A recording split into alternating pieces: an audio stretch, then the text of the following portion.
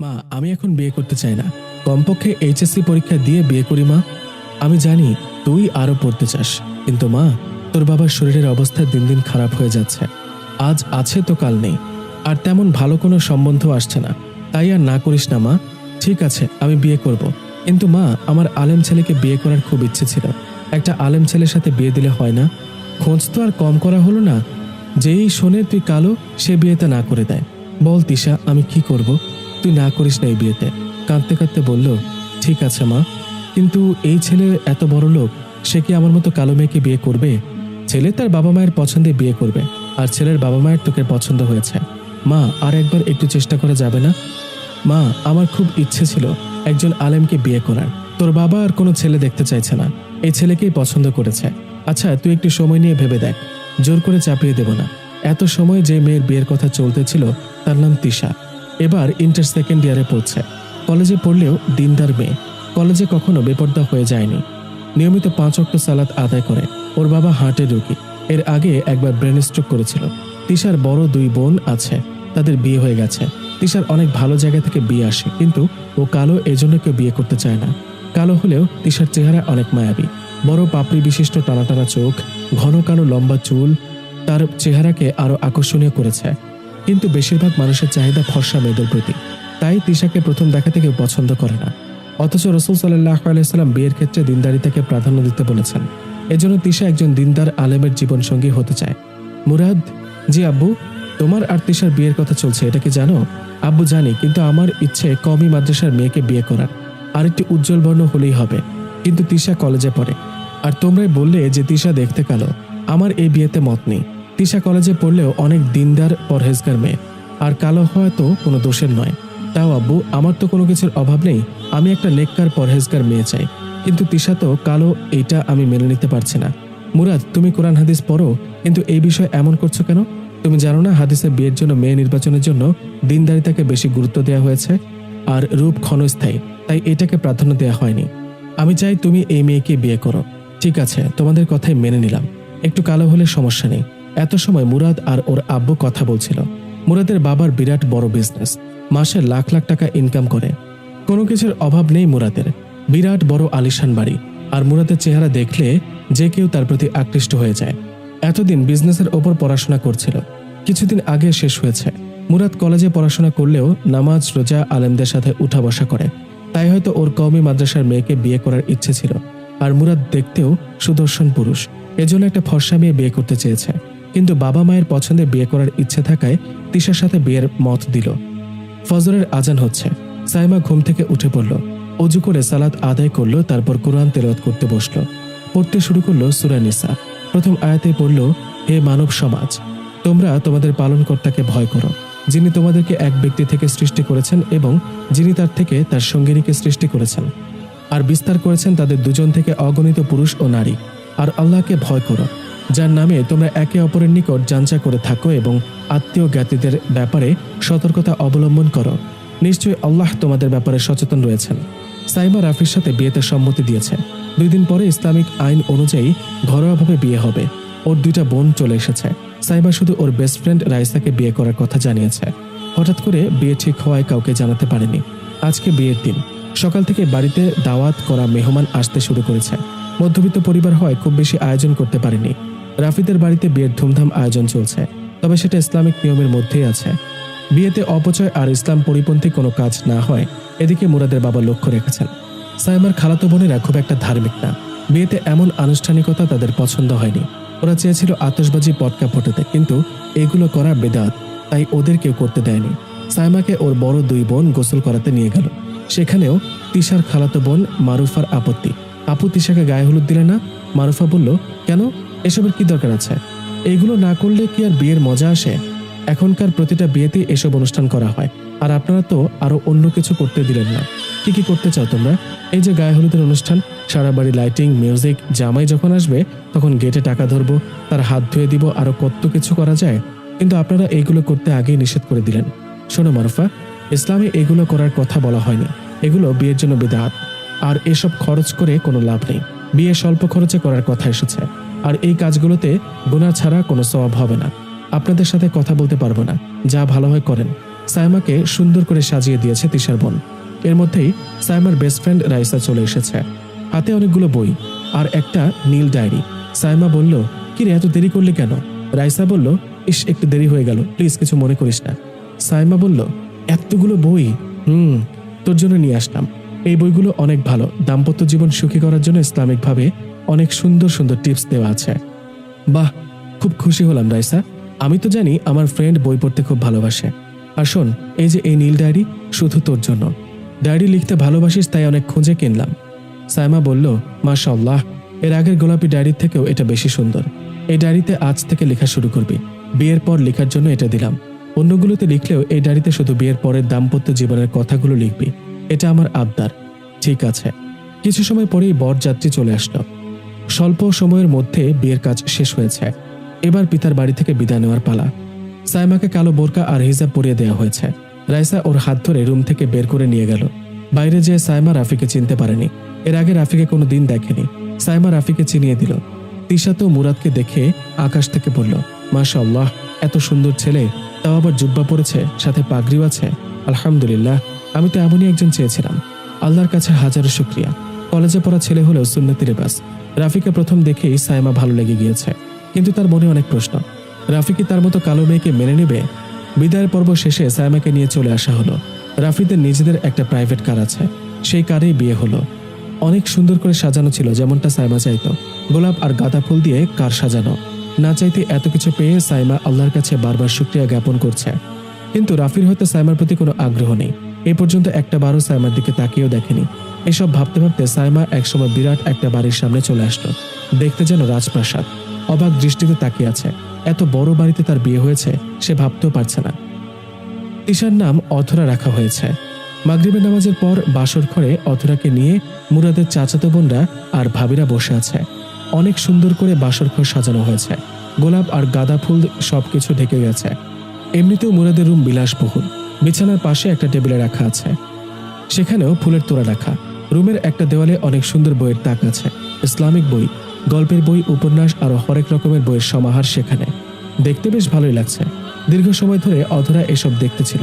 বিকাল থেকে অনেক প্রতিবেশী এসেছিল নতুন বউ দেখতে। কেউই অধরাকে পছন্দ করেনি, কারণ তার গায়ের রং। অনেকেই মুরাদকে বলেছে, তোমার মতো সুন্দর ছেলের সাথে এমন মেয়ে মানায় না। এসব শুনে মুরাদের অনেক খারাপ লেগেছে। কাউকে কিছু বলেনি। এশার নামাজের পর অধরাকে অনেক সুন্দর করে সাজিয়ে দিয়েছে মুরাদের ভাবিরা। মুরাদের ভাবিদের প্রথমে অধরাকে পছন্দ না হলেও অধরার কথাবার্তা, আচার আচরণে ভালো লেগে গেছে। রাত 10টা বেজে গেছে, এখনো মুরাদ আসছে না কেন? কি হলো কি জানি, একা একা এভাবে ভাবতে থাকে আর ভালো লাগছে না। বিছানায় বসে এসব ভাবছি আর হঠাৎ দরজায় টোকা লাগার শব্দ। মুরাদ বলল, আসসালামু আলাইকুম, আসতে পারি? ওয়ালাইকুম আসসালাম, জি অবশ্যই, ভিতরে আসেন। মনের সব সংকোচ কাটিয়ে ভিতরে প্রবেশ করলাম। অধরা বিছানায় বসে আছে, চারিদিকে ফুল, তার মাঝে লাল শাড়ি পরে একটা মেয়ে বসে আছে। এতদিন এই দিনটার জন্য অপেক্ষায় ছিলাম, আজ সেই দিন চলে আসলো। কিন্তু আগের মতো সেই ফিলিংস কাজ করছে না। রুমের মধ্যে এসে দাঁড়িয়ে গেলাম। এর আগে কোনো মেয়ের কাছে যাইনি, আজকে যাব, তাও আবার মনের বিরুদ্ধে যেয়ে। সবাই যেভাবে অধরার চেহারার দুর্নাম করলো, না জানি ও দেখতে কেমন। এইভাবে বিছানায় বসে পড়লাম। দুইজন অনেক সময় চুপচাপ বসে আছে। অনেক সংকোচ কাটিয়ে ওর সাথে কথা বলা শুরু করলাম। রাতে খেতে কোনো সমস্যা হয়নি তো? না, কোনো সমস্যা হয়নি। বাবা মায়ের সাথে কথা বলেছ এখানে এসে? জি বলেছি। আম্মুর মোবাইল থেকে কথা হয়েছে। আমি কি তোমার মুখ দেখতে পারি? এখন থেকে আমার ওপর আপনার সম্পূর্ণ অধিকার আছে, আপনি অবশ্যই দেখতে পারেন। মুখের ওপর থেকে ওড়নাটা সরিয়ে দিলাম। অধরা খুব লজ্জা পেয়েছে। ও দেখতে সত্যি অনেক কালো। এত কালো মেয়ে আমি বিয়ে করলাম, এসব ভেবে মন খারাপ হয়ে গেল। কিন্তু ওর চেহারায় একটা মায়া আছে। আচ্ছা চলো আমরা 2 রাকাত নামাজ পড়ি, আমার ওযু আছে। আচ্ছা তাহলে আসো। নামাজ শেষ করে অধরাকে রুমে থাকতে বলে বাইরে চলে আসলাম। অজানা এক অবহেলা কাজ করছে মনে। তারপরেও অধরাকে আজ রাতে কোনো কিছু বলতে দিতে চাইনি। আবার রুমে গেলাম, আলমারিটা খুলে অধরাকে আসতে বললাম। অধরা এদিকে আসো। জি। এই নাও, এটা তোমার। এটা কি? খুলে দেখো। অধরা হাত থেকে প্যাকেট নিয়ে খুলে দেখে অনেকগুলো চুড়ি, কানের দুল আর পায়ের তোড়া। এত কিছু আমার জন্য? অনেক সুন্দর লাগছে এগুলো, আমার অনেক পছন্দ হয়েছে। আমি এইগুলো 1 বছর আগে কিনেছিলাম, ভেবেছিলাম যাকে বিয়ে করবো তাকে দিব, তাই তোমাকে দিলাম। আমার অনেক পছন্দ হয়েছে এগুলো। অনেক রাত হয়েছে আর আমি অনেক ক্লান্ত, এখন ঘুমিয়ে যাব। তুমিও ঘুমিয়ে যাও, আপনি যা বলবেন তাই হবে। মনে অনেক অবহেলা কাজ করছিল, তাই অধরার সাথে ভালো করে কথা না বলেই ক্লান্ত হওয়ার অজুহাত দেখিয়ে ঘুমিয়ে গেলাম। বিয়ের 7 দিন হয়ে গেছে। এই কয়দিনে মুরাদ অধরার সাথে খুব একটা ভালো করে কথা বলে না। কোনো কিছু জিজ্ঞাসা করলে শুধু উত্তর দেয়, নিজে ইচ্ছা করে কোনো কথাই বলে না। রাতে ঘুমানোর সময় ও অন্যদিকে ফিরে ঘুমিয়ে পড়ে, একবারও খাবার খেতে ডাকে না। কিন্তু অধরার শ্বশুর শাশুড়ি অধরাকে অনেক ভালোবাসছে। আগে পড়াশোনায় ব্যস্ত থাকতো, তাই অনেক কাজই অধরা পারে না, সেগুলো অধরার শাশুড়ি সব শিখিয়ে দেয়। নিজের মেয়ে নেই, তাই মেয়ের মতোই যত্ন করে, আর অধরাও নিজের মায়ের মতো ভাবে। অধরাকে ওর শ্বশুর একটা মোবাইল কিনে দিয়েছে, যাতে সবার সাথে যোগাযোগ করতে পারে। অনেক সময় ধরে চিন্তা ভাবনা করছে, আমি কালো বলে কি মুরাদ আমার সাথে কথা বলে না? ও তো সবার সাথেই হাসি মুখে কথা বলে, তাহলে আমার সাথে কথা বলে না কেন? আজ আমি নিজেই সাহস করে জিজ্ঞাসা করব। রাতে বাসায় আসুক। রাত 9টায় মুরাদ বাসায় আসলো, সবাই মিলে খাওয়া দাওয়া শেষ করলো। এবার মুরাদ আর অধরা রুমে। আমি আপনাকে একটা কথা বলতে চাই, আপনি কি ব্যস্ত আছেন? না, বলো। আমি এই কয়দিন লক্ষ্য করেছি আপনি আমাকে এড়িয়ে চলাফেরা করেন, ঠিকমতো কথাও বলেন না। আমি কি কোনো ভুল কাজ করেছি যার জন্য আপনি এমন করছেন? না, করনি। তাহলে আমার সাথে এমন করছেন কেন? জানতে চাও? জি, জানতে চাই। বাইরে অনেক সুন্দর চাঁদের আলো, চলো বারান্দায় যাই, বাইরে বসে বলি। আচ্ছা ঠিক আছে। দুইজন বারান্দায় চলে গেল। অধরার মনে অজানা ভয় কাজ করছে, না জানি কি বলে।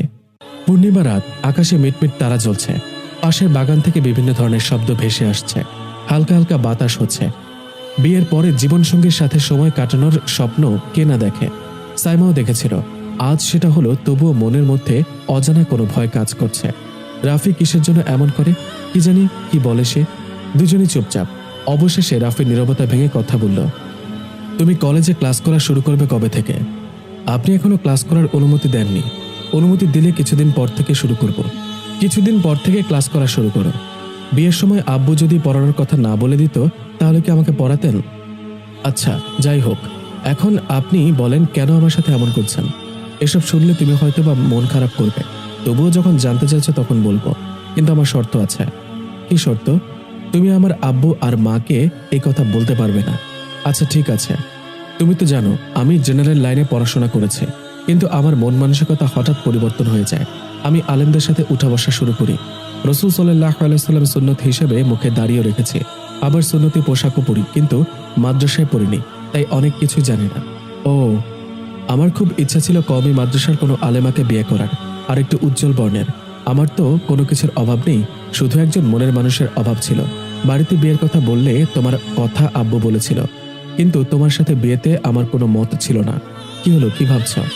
কই কিছু না তো, আপনার কথাই শুনছে। তারপর রাফি আবার বলল, আব্বুকে বলেছিলাম কিন্তু কোনো কাজ হয়নি। তোমার সাথে বিয়ে এক প্রকার জোর করেই দিল। আমি তোমাকে বিয়ে করেছি, কিন্তু মন থেকে মেনে নিতে পারছি না। আমি জানি তুমি অনেক কষ্ট পাচ্ছ, কিন্তু যা সত্য তাই বললাম। বুক ফেটে কান্না আসছে সাইমার, কিন্তু কাঁদছে না।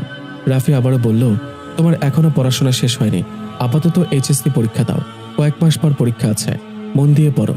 সাইমা বলল, কিন্তু আমার কি দোষ? আপনি কি আমাকে মেনে নেবেন না কোনোদিন? এই বিষয়ে তুমি ভেবে দেখো। আমি তোমাকে সব জানিয়ে দিলাম, যদি এরপরেও আমার খারাপ ব্যবহার সহ্য করে থাকতে পারো তো থাকো, আমার কিছু বলার নেই। এই বলে রাফি রুমে চলে গেল। সে আগের মতো ল্যাপটপ নিয়ে বসে আছে, আর সাইমা এখনো সেই বারান্দাতে আছে, চোখ দিয়ে অঝরে পানি পড়ছে। সাইমা কি করবে এখন? রাফিকে ছেড়ে দিয়ে চলে যাবে বা থাকবে? আজ সকালে সাইমা প্রথম রান্না করতে গেল। শাশুড়ির সাথে মিলে অনেক কিছুই রান্না করলো। 9টার আগেই রাফি আর রাফির আব্বু অফিসে চলে গেছে। পুরো বাড়িতে এখন সাইমা, ওর শাশুড়ি আর 2টা কাজের বুয়া। এই কয়দিনে একবারও বাড়িটা ভালো করে ঘুরে দেখেনি সাইমা। আজকে কেন জানি ওর খুব ইচ্ছে দেখার। নিজের রুম থেকে বের হয়ে পড়ার জন্য ঠিক করে দেয়া রুমে গেল। এই রুমটা সাইমার বেড রুমের সামনাসামনি, পাশে আরো 5-6টা রুম আছে, কিন্তু কিসের রুম সেগুলো দেখা হয়নি। পড়ার রুমে খুব বেশি কিছু না থাকলেও একটা উন্নত মানের টেবিল চেয়ার, একটা বুক সেলফ, একটা বিছানা আর পাশে একটা টেবিল ল্যাম্প আছে। এই রুমের পেছনে একটা বারান্দাও আছে। এর আগে যাওয়া হয়নি, তাই সেখানে গেল। দরজা খুলতেই বুঝতে পারল এই অংশটা বাড়ির পেছনের দিকে। বাড়ির পেছনের দিক হলেও একটা বাগান আছে, আম জাম লিচু বেল আরো অনেক গাছ, আর একপাশে একটা পুকুর। পুকুরের শেষ সীমানায় একটা ফ্ল্যাট বাড়ি আছে। তারাও হয়তো এদের মতো বড় লোক। এসব ভাবতে ভাবতে এই রুম থেকে বের হলো। পাশের আরেকটা রুমে গেল। এই রুমটা বিলাসবহুল রুম। সোফা থেকে শুরু করে অনেক দামি দামি আসবাবপত্র রাখা, দেওয়ালেও অনেক সুন্দর সুন্দর ওয়ালপেপার দিয়ে সাজানো। বাড়ির বিভিন্ন অংশে বড় বড় ফুলদানি রাখা, আবার অনেক সুন্দর পর্দাও দেয়া। এক কথায় রাজপ্রাসাদ তুল্য। এগুলো দেখে সাইমার আরো মন খারাপ হয়ে যায়, নিজেকে ছোট মনে হতে থাকে। সত্যি তো, এত বড় বাড়ির বউ হওয়ার যোগ্যতা তার নেই, চলে যায় এখান থেকে। এসব খারাপ কথা ভাবতে থাকে। এমন সময় বড় বোনের কল আসে। সাইমা বলবে না ভেবেই কান্না থামাতে না পেরে বলে দিল, আপু আমি এখন কি করব বলো? আব্বুকে বলো আমাকে যেন নিয়ে যায়। রাফি তো আমাকে ভালোবাসে না। সাইমার বোন বলল, সংসার জীবনে এমন অনেক কিছু হয়, তুমি ধৈর্য ধরো। আর সবেমাত্র বিয়ে হয়েছে, এখন আব্বুকে কি করে এসব জানাবে? আব্বু যদি বেশি চিন্তা করে কিছু করে ফেলে তো তখন কি হবে? তাহলে আমি এখন কি করতে পারি আপু? তুমি রাফির কাছ থেকে সময় নাও ওর মনের মতো হওয়ার জন্য, তারপরেও যদি না হয় তখন কিছু একটা করা যাবে। আচ্ছা ঠিক আছে আপু, কাল থেকে ক্লাস করব। সাইমার বোন বলল, আর তোমাকে একটা আমল শিখিয়ে দিচ্ছি, এটা করবে। আর নিয়মিত নামাজ পড়বে, সাথে তাহাজ্জুদ, আর মাঝে মাঝে রাফিকে নিয়ে পড়বে। কি আমল আপু? স্বামী স্ত্রীর মধ্যে অমিল হলে ঘুমাতে যাওয়ার আগে আল্লাহ তাআলার এই পবিত্র গুণবাচক নাম আল মানিউ 20 বার পাঠ করলে তাদের রাগ গোসা দূর হয়ে মিল সৃষ্টি হয়। তাই তুমি এই আমলটা করবে। ঠিক আছে আপু, জাযাকিল্লাহ। আচ্ছা, পরে কথা হবে আবার। কোনো সমস্যা হলে আমাকে জানাবে। এখন রাখি। আসসালামু আলাইকুম। ওয়ালাইকুম আসসালাম। বিয়ের পরে আজকে প্রথম পড়া টেবিলে বসলাম। কাল থেকে ক্লাস করতে হবে, কিন্তু একটুও পড়তে ইচ্ছে হচ্ছে না। বিভিন্ন চিন্তায় পড়ার মন মানসিকতা নষ্ট হয়ে গেছে। হঠাৎ রাইসার দেওয়া বইগুলো চোখে পড়ল। একটা নিয়েই দেখি আমার বান্ধবী কি বই দিল। সবার ওপর থেকে একটা বই নিলাম। বইটা খুলেই মাঝের একটা পেজে নজরবন্দি হলো। একটা হাদিস লেখা। রাসূল সাল্লাল্লাহু আলাইহি সাল্লাম ইরশাদ করেছেন, যে ব্যক্তি রাত্রে ঘুম থেকে জেগে তাহাজ্জুদের নামাজ পড়ে এবং সে তার স্ত্রীকেও ঘুম থেকে জাগিয়ে নামাজ পড়ায়, এমনকি সে যদি জেগে না ওঠে তবে তার মুখে খানিকটা পানি ছিটিয়ে দেয়, তাহলে তার প্রতি আল্লাহ রহমত বর্ষণ করে থাকেন। অনুরূপ কোনো মহিলা যদি রাত্রিকালে জাগ্রত হয়ে তাহাজ্জুদ নামাজ পড়ে এবং সে তার স্বামীকে নামাজের জন্য জাগায়, এমনকি স্বামী না জাগলে স্ত্রী তার মুখে পানি ছিটিয়ে তার ঘুম ভাঙিয়ে দেয়, তাহলে তার প্রতি আল্লাহ রহমত বর্ষিত হতে থাকে। আবু দাউদ, নাসাই, মিশকাত 109 পৃষ্ঠা। আবার লেখা আছে, রাসূল সাল্লাল্লাহু আলাইহি ওয়াসাল্লাম বলেন, আমাদের প্রভু পরওয়ারদিগার তাবারাকা ওয়া তাআলা প্রত্যেক রাত্রে দুনিয়ার আসমানে যা আমাদের দৃষ্টিগোচর হয় নেমে আসেন যখন রাতের 1/3 বাকি থাকে। অতঃপর তিনি বলেন, তোমাদের কে আমাকে ডাকবে, আমি তার ডাকে সাড়া দেব। কে আমার কাছে কিছু চাইবে, আমি তাকে তা দেব। কে আমার কাছে ক্ষমা প্রার্থনা করবে, আমি তাকে ক্ষমা করে দেব। মুসলিম, মিশকাত 109 পৃষ্ঠা। আর একটা কোরআনের আয়াত আল্লাহ পাক ইরশাদ করেন, রাতের কিছু অংশে তাহাজ্জুদের নামাজ পড়তে থাকো। এই নামাজ তোমার জন্য আল্লাহর অতিরিক্ত ফজল ও করম। শীঘ্রই আল্লাহ তোমাকে উভয় জগতে বাঞ্ছিত মর্যাদায় ভূষিত করবেন। সূরা বনী ইসরাইল আয়াত ৭৯। আহ কি মজা! মাথায় এখন শুধু দুষ্টু বুদ্ধি আসছে। আজ রাতেই দুষ্টুমি শুরু করব।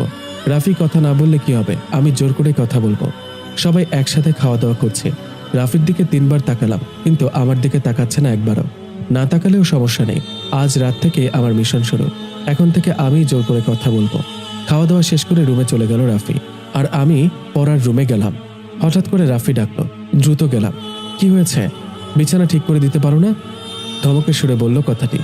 আচ্ছা, এখনই দিচ্ছি, পরে আর এমন হবে না ইনশাল্লাহ। বিছানা ঠিক করতে করতে নিজেই ওর সাথে কথা বললাম। আপনাকে একটা কথা বলতে পারি? বলো। আপনি তো আমাকে পছন্দ করেন না, আবার ছেড়েও দিবেন না। আমি যদি আপনার মনের মতো হতে পারি শুধু চেহারা বাদে, তাহলে কি আমাকে মেনে নেবেন? আমার মনের মতো? জি, আপনার মনের মতো হতে চাই। আপনি যেভাবে আমাকে চান আমি সেভাবেই হতে চাই। ঠিক আছে, তুমি যদি আমার মনের মতো হতে পারো তবে আমি মেনে নিতে পারি। আমাকে কতদিন টাইম দিবেন? আমি তোমাকে ডিভোর্স দিতে পারবো না, কারণ আব্বু পছন্দ করে এনেছে। তুমি যেদিন আমার মনের মতো হতে পারবে সেদিন মেনে নেব, কিন্তু তুমি আমাকে কোনো বিষয় জোর করতে পারবে না বলে দিলাম। আচ্ছা, আমি রাজি আছি। এবার আমার একটা যুদ্ধ করতে হবে, কারণ মন পাওয়ার যুদ্ধ। পড়ার রুম থেকে মোবাইলটা নিয়ে এসে অ্যালার্ম দিয়ে রাখলাম। রাফির থেকে একটু দূরে শুয়ে পড়লাম। জানালা দিয়ে চাঁদের আলো রুমে আসছে। এসব দেখতে দেখতে কখন যেন ঘুমিয়ে গেলাম। রাত 3টায় অ্যালার্ম এর শব্দে ঘুম ভেঙে গেল। আস্তে আস্তে বিছানা থেকে নেমে বাথরুমে যেয়ে অজু করে আসলাম। ওকে ডাকতেও ইচ্ছে হচ্ছে, আবার ভয়ও লাগছে। একবার ডাকবো, আস্তে আস্তে কাছে গেলাম। ডাকতে সাহস পাচ্ছি না। যদি বকাবকি করে তখন কি করব? না, একবার ডেকেই দেখি, যা হবার হবে। বুকে সাহস জমিয়ে ডাকলাম। হায় আল্লাহ, এ কি ঘুম পাইছে রে বাবা! ডেকে কাজ হলো না। এবার একটু মুখে পানি ছিটিয়ে দেব। যদি রেগে যায় তখন কি করব? না, একটু দিয়েই দেখি। অল্প একটু পানি দিয়ে মুখে ছিটিয়ে দিলাম, আর হুড়মুড় করে উঠে পড়ল। কি হলো? এত রাতে মুখে পানি দিয়ে ডাকলেন কেন? সরি, তাহাজ্জুদের সময় হয়েছে, নামাজ পড়ার জন্য ডাকলাম। আমি পড়বো তাই ভাবলাম আপনিও পড়েন। ও আচ্ছা, মুখে ডাকলেই পারতে। এভাবে পানি দিলে ভয় পেয়েছি তো। হাদিসে পড়েছি, তাহাজ্জুদের সময় স্ত্রী যদি তার স্বামীকে যদি ঘুম থেকে না জাগাতে পারে তখন মুখে পানি ছিটিয়ে জাগিয়ে দেয়, তবে তার প্রতি আল্লাহর রহমত বর্ষিত হয়। আমি আপনাকে ডেকেছিলাম কিন্তু আপনি ওঠেননি, তাই হাদিস অনুযায়ী জাগিয়েছি। ও আচ্ছা, ঠিক আছে। তুমি কি রেগুলার পড়ো? আগে পড়তাম না, তবে এখন থেকে পড়ব। আর আপনি চাইলে আপনাকে রোজ এভাবে ডেকে দেব। দিও। দুজনে মিলে তাহাজ্জুদের নামাজ পড়লাম। খুব ভালো লাগলো। সকালে প্রাইভেট কারে করে কলেজে দিয়ে গেল। ভাবতেও পারছি না আমি প্রাইভেট কারে করে কলেজে আসব। কলেজে এসেই রাইসাকে একটা কল দিলাম। অনেকদিন পর দেখা হলো। দুজনে মিলে অনেক গল্প করলাম, কিন্তু নিজের পেরেশানি আর নিতে পারছিলাম না। তাই রাইসার সাথে আমার আর রাফির বিষয়টা শেয়ার করলাম। রাইসা সারা জীবন আমাকে ভালো পরামর্শ দেয়। রাইসা বলল, তুই রাফির মন জয় করার চেষ্টা কর, আর ওর বিষয়ে আপুকে কিছু বলার দরকার নেই। আপু অযথা চিন্তা করবে। আমার সাথে সব শেয়ার করিস। আচ্ছা, কিন্তু এখন আপাতত কিছু বল। আজকে কিছুই বলবো না, শুধু এটুকুই বলবো, রাফি যদি তোকে রাগ করে বা বকে তুই কিছুই বলবি না, চুপ থাকবি। আর তোকে যেই বই দিয়েছি সেই বইতে এগুলো নিয়ে অনেক কিছু আছে। আর আমি তোকে কাল আরো অনেক সুন্দর সুন্দর টিপস দিব ইনশাল্লাহ। আমাকে নিতে গাড়ি চলে এসেছে, এখন বাই। আল্লাহ হাফেজ। আল্লাহ হাফেজ। আমাকে এত কাজ দিল কেন হঠাৎ? এত কাজকে একা একা করা যায়? বাবারে, এখন এসব করব। সব কাজ শেষ করে পড়তে পড়তে রাত 8টা বেজে যাবে। এখনো কত কিছু পড়া লাগবে। যাই হোক, এবার মন দিয়ে পড়ি। আব্বু খেতে ডাকছে। ইসরে, রাফি রেগে আছে কেন? কিছু আবার ভুল করলাম নাকি? আল্লাহ বাঁচাও, তুমি এভাবে রেগে রেগে তাকাচ্ছে কেন? রাফি খেয়ে রুমে চলে গেল। আমি পড়ার রুমে যেয়ে কেবল বই নিয়ে বসেছি। দরজায় কারো উপস্থিতি লক্ষ্য করে ফিরে তাকালাম। এমা, রাফি রেগে দাঁড়িয়ে আছে, দেখে ভয় লাগছে। সাইমা বলল, কি হয়েছে? এভাবে তাকিয়ে আছেন কেন? কি করেছো জানো না? বুঝতে পারছি না কি করেছে। জানো না কি করেছো তুমি? বোকা ভাবো আমায়? আমাকে ছোট বাচ্চা ভাবো? না, আমি এসব ভাবি না। চুপ, একদম চুপ। আমাকে রাগিয়ে দিয়ে এখন ঢং করো, তাই না? এত সাহস তোমার? চুপ করে আছো কেন? বোবা হয়ে গেলে? আপনি তো আমাকে চুপ করতে বললেন, আর যদি কথা বলি তখন তো রেগে যাবেন। এই মেয়ে, এত কথা বলো কেন তুমি? আপনি অজু করে আসেন। আজব, অজু করবো কেন? বলছি, আগে বসেন এখানে। বসতে পারবো না, যা বলার বলে ফেলো। রাসূলুল্লাহ সাল্লাল্লাহু আলাইহি ওয়াসাল্লাম বলেছেন, যখন তোমাদের কারো রাগ হয় তখন সে যদি দাঁড়ানো থাকে তবে সে যেন বসে পড়ে। যদি তাতে রাগ চলে যায় ভালো, আর যদি না যায় তবে শুয়ে পড়বে। সুনানে আবু দাউদ, হাদিস শরীফ নাম্বার 4784। এজন্য আপনাকে বসতে বললাম। প্লিজ রাগ করেন না। ও আচ্ছা, তবে আপনি অজু করে এসে বসেন। প্লিজ প্লিজ, এই কথাটা রাখেন প্লিজ। অজু করব কেন সেটা আগে বলো। চলেন রুমে যাই। রুমে এসে আগে রাফিকে অজু করালাম, তারপর বিছানায় বসতে দিলাম। দেখো, আমার কিন্তু খুব রাগ হচ্ছে। এসবের মানে কি? উফ, বোঝেন না কেন? আপনার রাগ হচ্ছে বলে অজু করালাম। কারণ নবী করিম সাল্লাল্লাহু আলাইহি ওয়াসাল্লাম ইরশাদ করেন, নিশ্চয়ই রাগ শয়তানের পক্ষ থেকে, আর শয়তান আগুনের তৈরি। নিশ্চয়ই পানির দ্বারা আগুন নির্বাপিত হয়।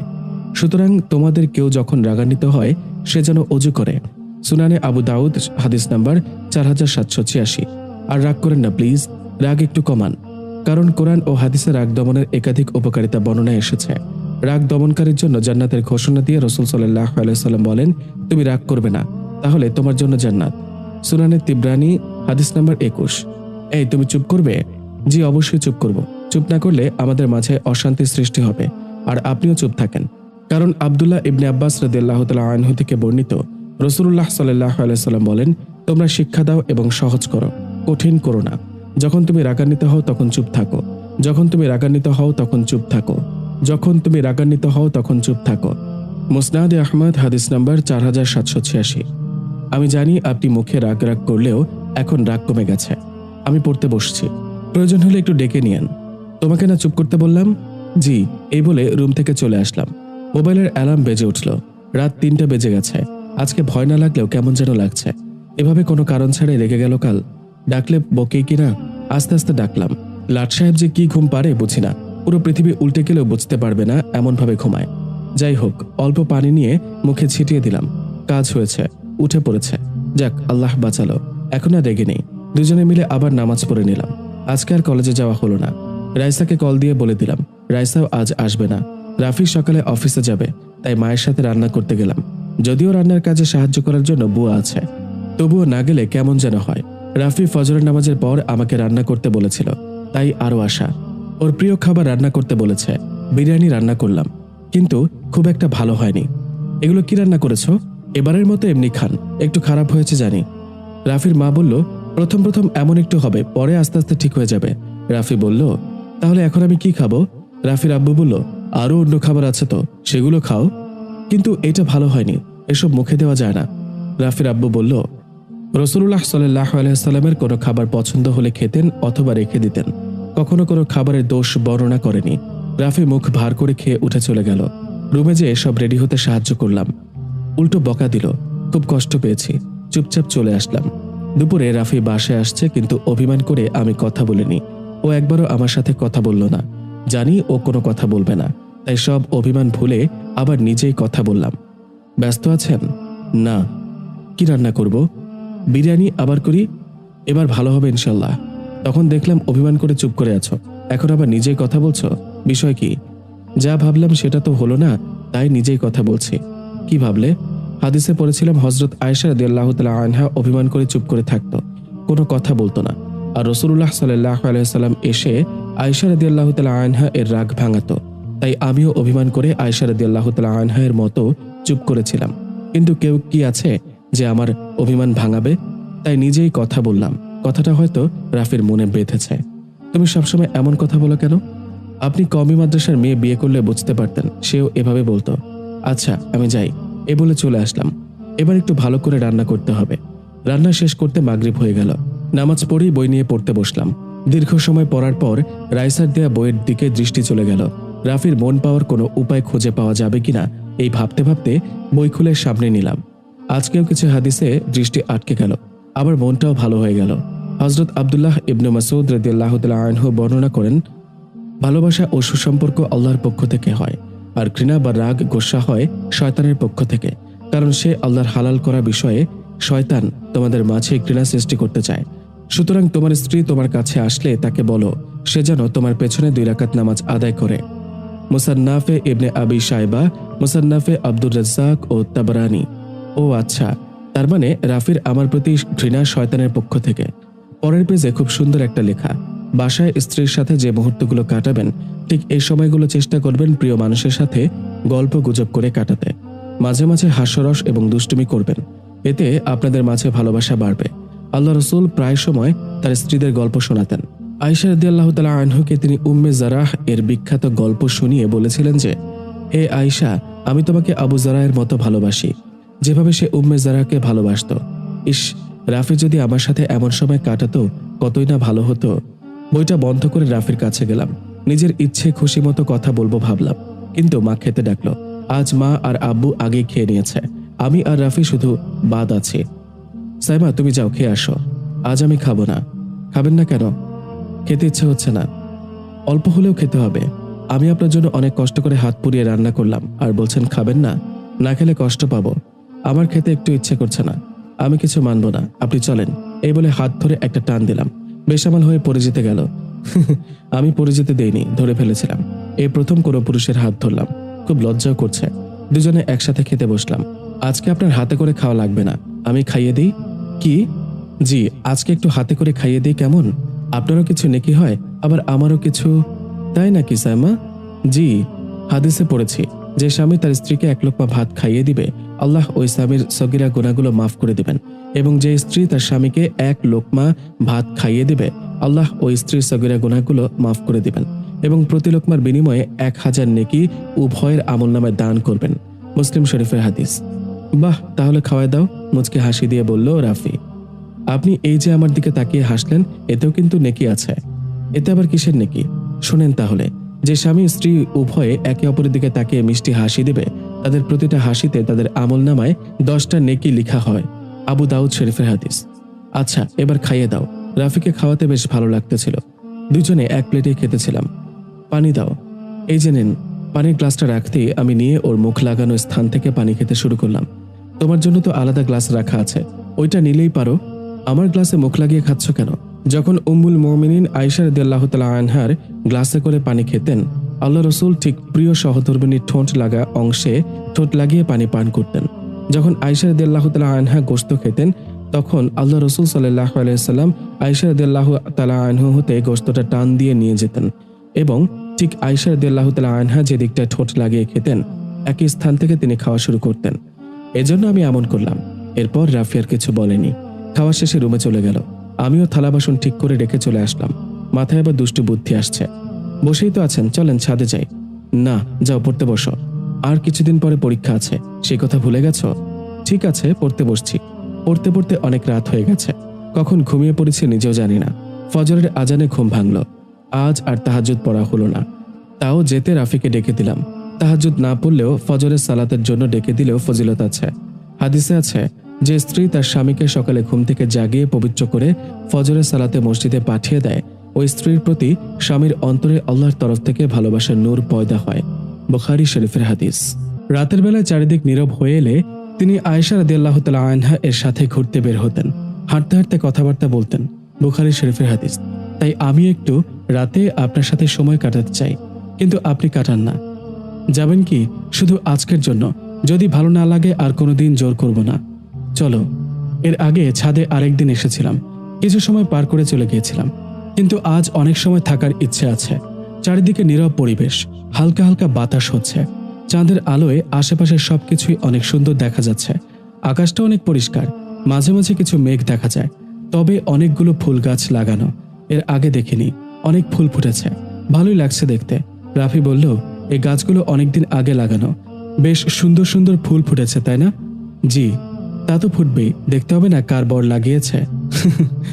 তুমি অনেক দুষ্ট। আপনার জন্যই। ভাবছি আরো কিছু ফুল গাছ কিনে লাগাবো। অনেকগুলো গোলাপ লাগাবেন, আর যখন গোলাপ ফুল ফুটবে সেই ফুল দিয়ে আমাকে প্রপোজ করবেন। শখ কত দেখো, এত কষ্ট করে ফুল গাছ লাগাবো আমি, যত্ন নিব আমি, আর সেই ফুল দিয়ে তোমাকে প্রপোজ করব। কত শখ। এভাবে অনেক সময় গল্প করলাম। আকাশ ভরা তারা মিটমিট জ্বলছে। অসাধারণ পরিবেশে দুজন আছে। দিন দিন নিজের প্রতি উদাসীন হয়ে যাচ্ছে। এজন্য হয়তো মাথা ব্যথা করে এমন। মাথার চুলগুলো অনেক বড়, ঠিকমতো শুকায় না। কি করব বুঝতে পারছি না। ফজরের নামাজের পর অনেক সময় ধরে বইতে কিছু একটা খুঁজে চলছি। অনেক সময় পরে কাঙ্ক্ষিত সেই বিষয়ে দেখা পেলাম। অনেক সুন্দর করে লেখা। মহিলাদের চুলের ক্ষেত্রে শরীয়তের মৌলিক নীতিমালা হলো, নাম্বার 1, মহিলারা চুল লম্বা রাখবে। হাদিস শরীফ থেকে জানা যায় যে উম্মাহাতুল মুমিনিন রাদিয়াল্লাহু তাআলা আনহা চুল লম্বা রাখতেন। নাম্বার 2, এই পরিমাণ খাটো করবে না যে পুরুষের চুলের মতো হয়ে যায়। হাদিস শরীফে পুরুষের সাদৃশ্য অবলম্বনকারিণী মহিলার প্রতি অভিসম্পাত করা হয়েছে। নাম্বার 3, চুল কাটার ক্ষেত্রে বিজাতীয়দের অনুকরণ করবে না, কারণ হাদিসে বিজাতীয়দের অনুকরণ করতে নিষেধ করা হয়েছে। অতএব যে মহিলার চুল এত লম্বা যে কিছু অংশ কাটলে পুরুষের চুলের সাথে সাদৃশ্য হবে না, তার জন্য ওই পরিমাণ কাটা জায়েজ হবে। পক্ষান্তরে যার চুল তত লম্বা নয়, বরং অল্প কাটলেই কাঁধ সমান হয়ে যাবে এবং পুরুষের বাবরি চুলের মতো দেখা যাবে, তার জন্য অল্প করেও কাটার অনুমতি নেই। তবে জটিল অসুস্থতার কারণে চিকিৎসার প্রয়োজনে অভিজ্ঞ ডাক্তারের পরামর্শে চুল ছোট করা, এমনকি জরুরত বশত কমানোরও অনুমতি রয়েছে। অতএব 4 আঙ্গুল পরিমাণ কাটা যাবে, এই কথা সর্বক্ষেত্রে প্রযোজ্য নয়। বরং চুল বেশি বড় থাকলে, যেমন কোমর সমান চুল থাকলে 4 আঙ্গুলের বেশি পিঠের মাঝামাঝি করে কাটা জায়েজ। তবে সর্বাবস্থায় ফ্যাশনের অনুকরণ করা থেকে বিরত থাকা জরুরি। উপরোক্ত মূলনীতির আলোকে মহিলারা তাদের চুল খাটো করতে পারবে। এর জন্য সময়েরও কোনো বাধ্যবাধকতা নেই। আর কেউ নাজায়েজ পরিমাণ কেটে ফেললে বা বিজাতীয় অনুকরণে চুল কেটে ফেললে তওবা ইস্তেগফার করতে হবে। সহিহ বুখারী শরীফের হাদিস নাম্বার 2/874, জামে তিরমিজি। আবার আরেক পেজে লেখা, নারীদের চুলের বেনি বা ঝুঁটি গেথে মাথা বাঁধা উত্তম। চুল বেশি বা লম্বার আন্দাজ যেন পরপুরুষ না করতে পারে, সেদিকে লক্ষ্য রাখা নারীর কর্তব্য। কারণ নারীর সুকেশ এক সৌন্দর্য, যা পরপুরুষের সামনে প্রকাশ করা হারাম। রাসূলুল্লাহ সাল্লাল্লাহু আলাইহি ওয়াসাল্লাম বলেছেন, শেষ জামানার আমার উম্মতের মধ্যে এমন কিছু লোক হবে যাদের নারীরা হবে অর্ধনগ্ন, তাদের মাথা কৃশ খোপা উটের কুঁজের মতো হবে। তোমরা তাদের অভিশাপ করো, কারণ তারা অভিশপ্ত।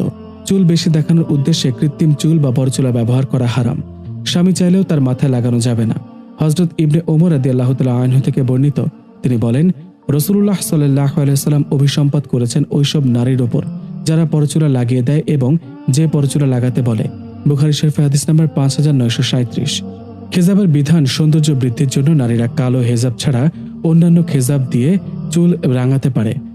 ফ্যাশনের জন্য চুল ছোট ছোট করে কাটা বৈধ নয়, তবে চুলের অগ্রভাগ এলোমেলো হলে সামান্য কাটতে পারে, কিন্তু না কাটাই উত্তম।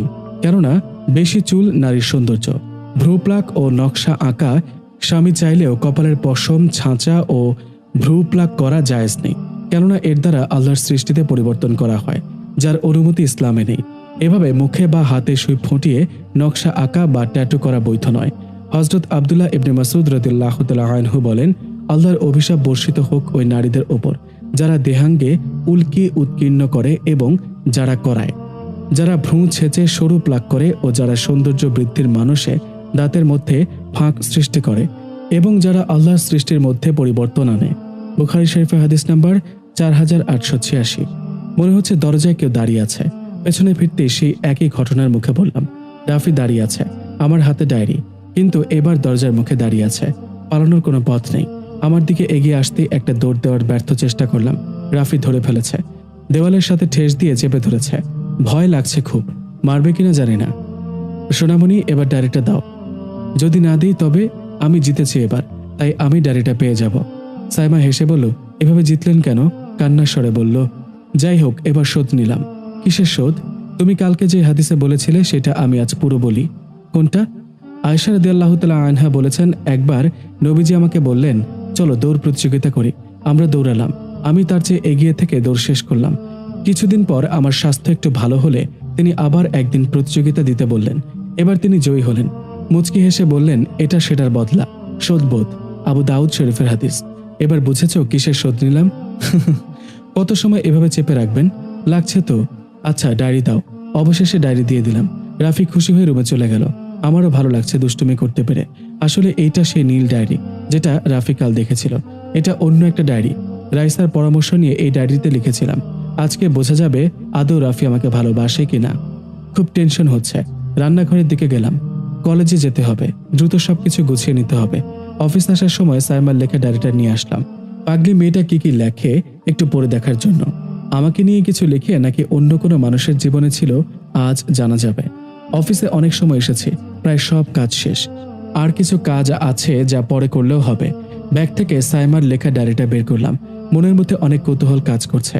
যে ডায়েরি খুলে পড়া শুরু করব সেই সময় আব্বু চলে আসলো। কিছু প্রয়োজনীয় কথা বলে চলে গেল। এবার আসলো কাঙ্ক্ষিত সেই সময়। ডায়েরিটা খুলে চমকে উঠলাম। ডায়েরিটার নাম রাফি তোমায় ভালোবাসি। বিরাট আকারে একটা ধাক্কা খেলাম। ভেবেছিলাম ডায়েরিতে ওর অতীতের কোনো মানুষের কথা লেখা আছে, তাই এত আগ্রহ করে নিলাম। আর এখন থেকে ডায়েরিতে আমার ভালোবাসা, নাকি রাফি নামের অন্য কেউ ছিল? যাই হোক, পড়ে দেখতে হবে। প্রথম পেজে লেখা, প্রিয় রাফি, ডায়েরিতে শুধু তোমার প্রতি ভালো লাগা কথাগুলো লিখে রাখবো। জানি তোমার চোখে কোনোদিন এই ডায়েরি পড়বে না। যদি কোনোদিন খুঁজে পাও তবে বুঝতে পারবে তোমাকে নিয়ে কত স্বপ্ন বুনি। ভাবছো সামনাসামনি আপনি বলি আর এখন তুমি বলছে কেন? ভাবারই কথা। উত্তর না হয় নাই পেলে। ভালোবাসি শুধু তোমায়। এটুকু পড়ে আবার একটা ধাক্কা খেলাম। তবে পড়ে বেশ ভালোই লাগছে। একটা মেয়ে আমাকে ভালোবেসে কিছু লিখেছে, সেটা পড়তে ভালো লাগবে না? সেটা হতেই পারে না। গভীর আগ্রহ নিয়ে পরের পেজে গেলাম। দ্বিতীয় পেজে লেখা, তোমার মুখের হাসিটা চাঁদের থেকেও সুন্দর, কিন্তু মুখটা এমন গোমরা করে রাখো কেন? তৃতীয় পেজে লেখা, এত সুন্দর করে পাগড়ি পরে চলাফেরা করলে যে কোনো মেয়েই তোমাকে পেতে চাইবে। আমি তো আর তাদের থেকে আলাদা নয়। চতুর্থ পেজে লেখা, আপনার দেয়া চুড়ি, কানের দুল, পায়ের তোড়াগুলো সত্যি অসাধারণ। এমন সুন্দর জিনিস আমি আগে ব্যবহার করিনি। আপনার পছন্দ আছে বলতে হয়। পঞ্চম পেজে লেখা, আপনাকে হাতে করে ভাত খাওয়াতে সত্যি মজা লাগে, কিন্তু কেন তা জানি না। এভাবে আরো অনেক কিছু লেখা। সবগুলো পড়ে আমার বুকের বাম পাশে কেমন জানি লাগতেছিল।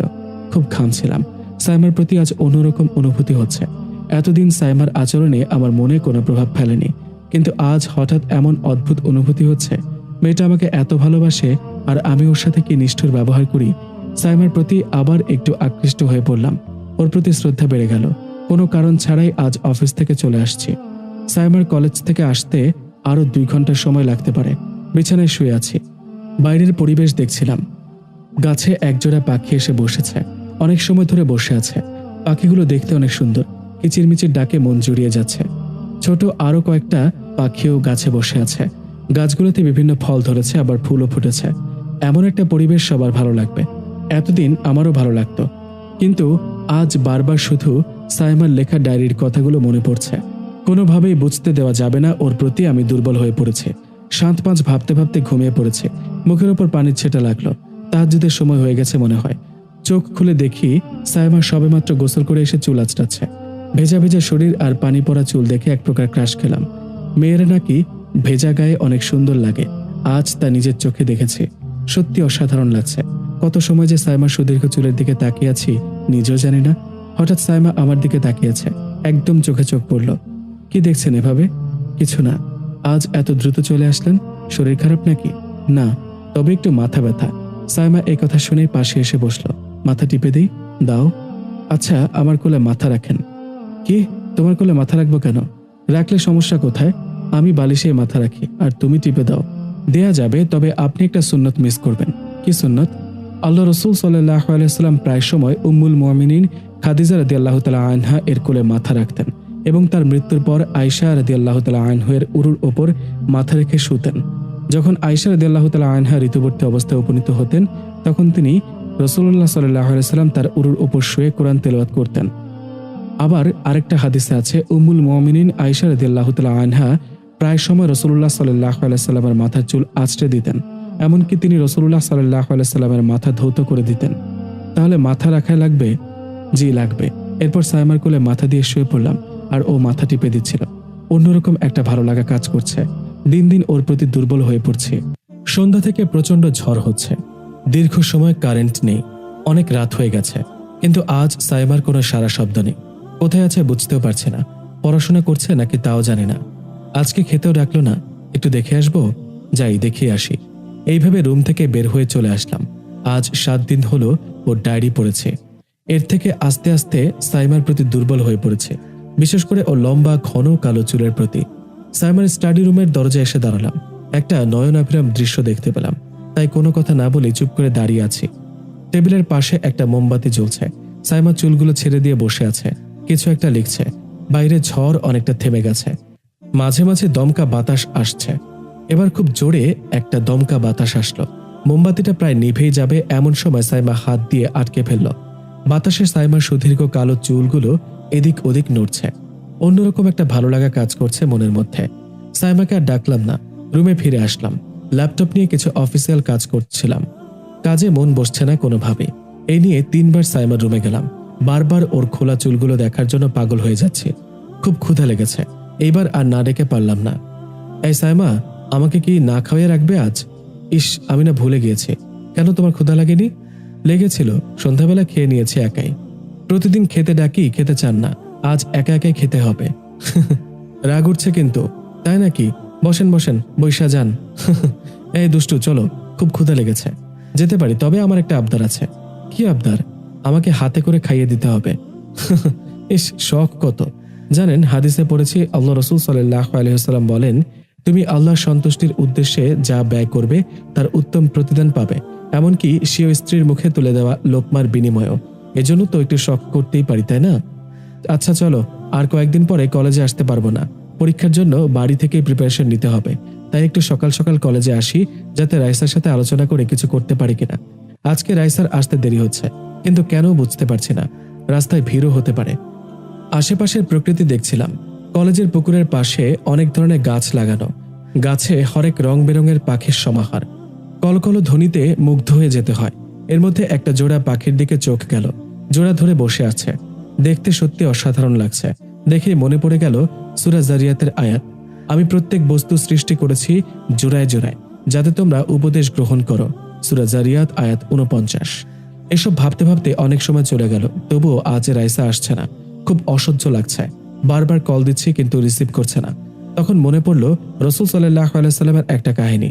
রাসূল সাল্লাল্লাহু আলাইহি ওয়াসাল্লাম প্রতিশ্রুতি রক্ষা করার জন্য এক স্থানে 3 দিন অবস্থান করেছিলেন, আর আমি 1 ঘন্টাও পারছি না।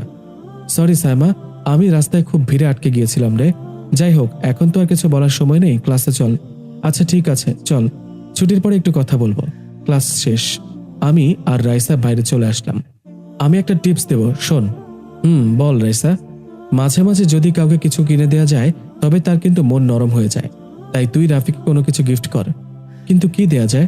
কি আর দিবি? কিছু ইসলামিক বই দেয়া যায়, ধর স্বামী স্ত্রীর অধিকার সম্পর্কে। এগুলো পড়লে ওর মন নরম হয়ে যাবে। আচ্ছা দাঁড়া, এই বলে ব্যাগ থেকে টাকা বের করে দেখলাম অনেকগুলো টাকাই আছে। কলেজে আসার সময় প্রতিদিন রাফি যে টাকা দিত সেইগুলো রেখে দিয়েছিলাম। আচ্ছা, এই টাকাগুলো নে। ও ঠিক আছে, আমি ভালো দেখে বই কিনে এনে দেবো নে। কথা বলতে বলতে প্রায় রাস্তায় চলে এসেছি। এসে দেখি রাফি দাঁড়িয়ে আছে।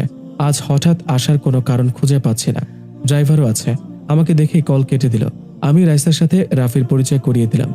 ভাইয়া, আপনি তো আমাদের মাঝে মাঝে দেখতে আসতে পারেন।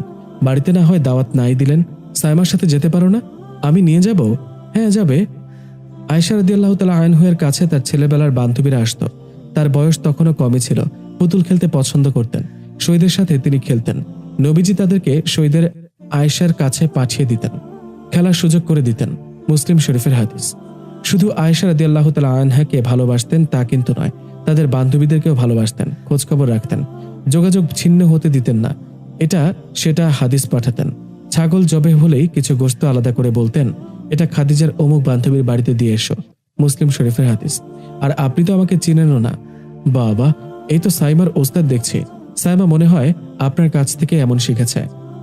শিখবেই তো, এজন্য হাদিসে মুমিন বন্ধু গ্রহণ করতে বলা হয়েছে।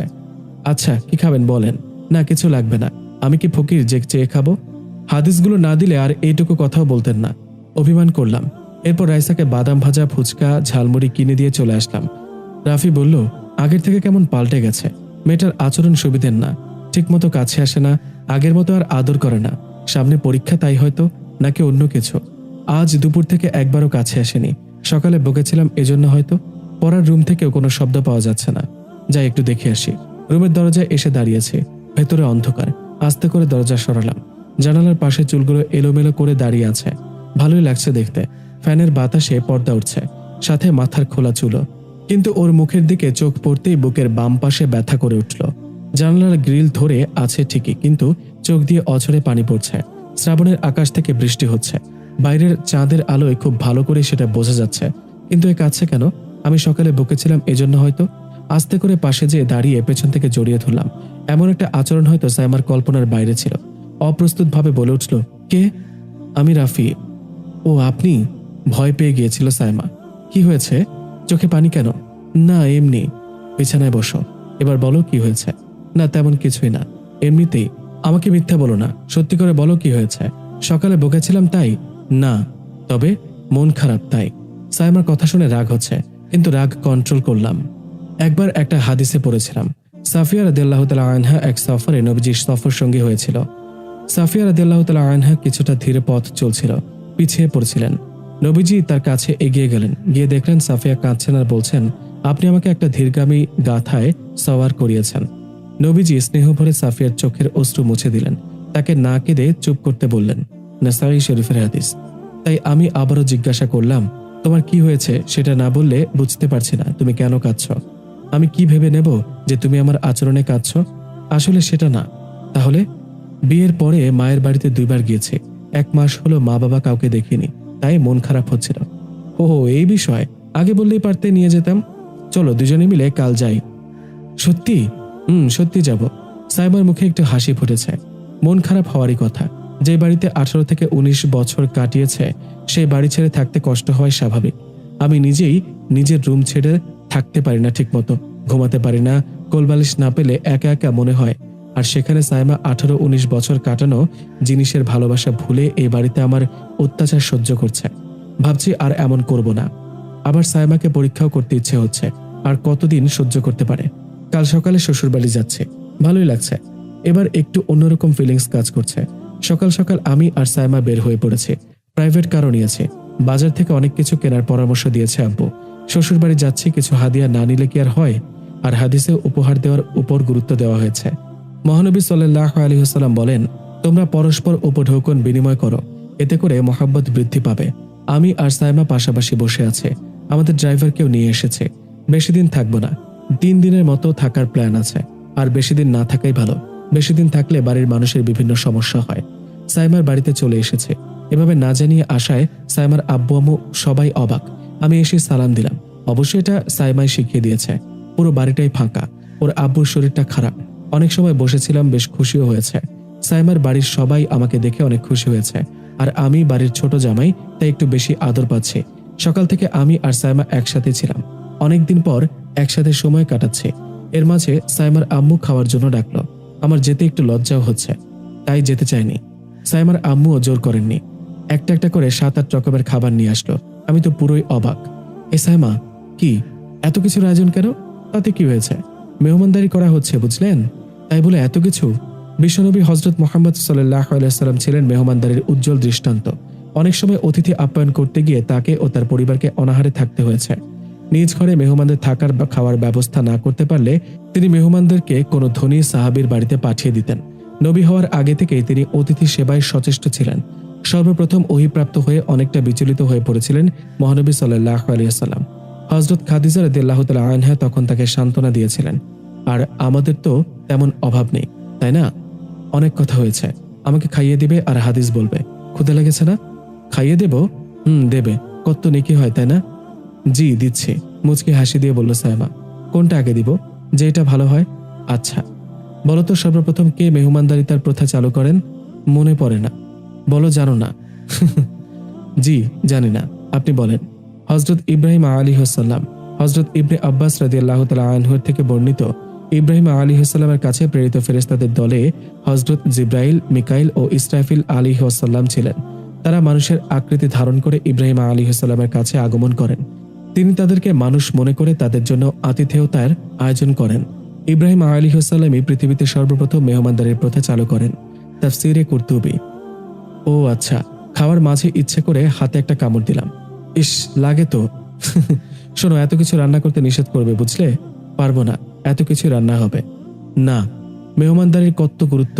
মহানবী সাল্লাল্লাহু আলাইহি ওয়াসাল্লাম বলেন, তোমরা দয়াময় আল্লাহর ইবাদত করো, অতিথিদের মেহমানদারি করো এবং পারস্পরিক সালাম বিনিময় করো, আর নিরাপদে জান্নাতে প্রবেশ করো।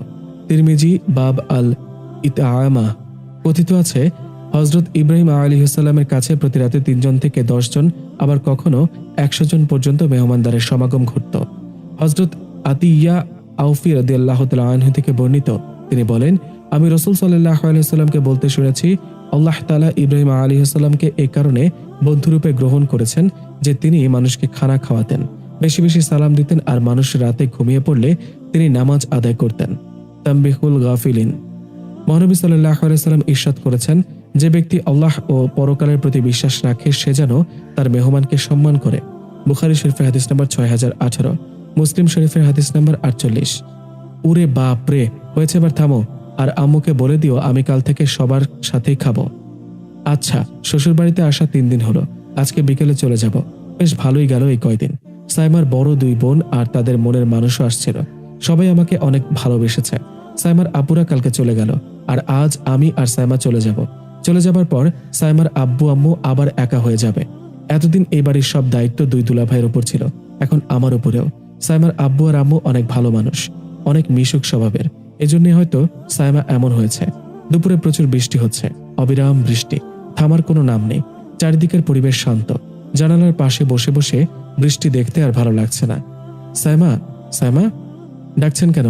কি হলো? এই চলো, বৃষ্টিতে ভিজি। না না, ভেজা লাগবে না, শরীর খারাপ হবে। দূর, কিচ্ছু হবে না, চলো। আরে না, জ্বর আসবে। ভেজা লাগবে না, একদম চুপচাপ চলো। এই বলে হাত ধরে নিয়ে বাড়ির উঠোনে চলে গেল। আহ, কি বৃষ্টি! শান্ত পরিবেশে ভিজেছে 2 জন। সাইমার পুরো শরীর ভিজে গেছে, মুখে মুচকি মুচকি হাসি, চুল বেয়ে বেয়ে পানি পড়ছে, চুপচুপে ভেজা শরীর। অন্যরকম একটা অনুভূতি হচ্ছে। দিন দিন সাইমার প্রতি আকৃষ্ট হয়ে যাচ্ছি। অনেক সময় এক পলকে তাকিয়ে আছি সাইমার দিকে। এভাবে তাকিয়েছেন কেন? কই, আর ভেজা লাগবে না, চলেন। এই না, মোটেও না, আরেকটু ভিজি। না, একদম হবে না, বেশি ভিজলে শরীর খারাপ হবে, আবার বৃষ্টি হলে ভিজবেন। এখন আর ভেজা লাগবে না। উফ, মেয়েটা ভিজতেই দিল না। এমনিতেও 1 ঘন্টা ভিজেছি, আর একটু ভিজলেই বা কি হতো এমন? দূর, ভাল লাগে না এসব একদম। কত সুন্দর একটা মুহূর্ত কাটাতেছিলাম। সাইমা ব্যাগ গুছিয়ে নিচ্ছে, মুখে কোনো কথা নেই, একদম চুপচাপ। চোখের কোণে বিন্দু বিন্দু পানি জমেছে, যে কোনো সময় চোখ বেয়ে বৃষ্টির পানি পড়তে পারে। কি হয়েছে বুঝতে পারছে না। দুপুরে ভালোই ছিল, এখন যে কি হলো আল্লাহই ভালো জানেন। আসরের নামাজের পর বের হব, এইমাত্র আজান দিল। সাইমাকে অনেক সময় ধরে দেখছি না। অজু করে জামাতে নামাজ পড়তে গেলাম। সাইমা বোরকা পরে রেডি হয়ে গেছে। ওর মা কান্না করছে, সাইমাও কাঁদছে। ভালো লাগছে না এমন দৃশ্য।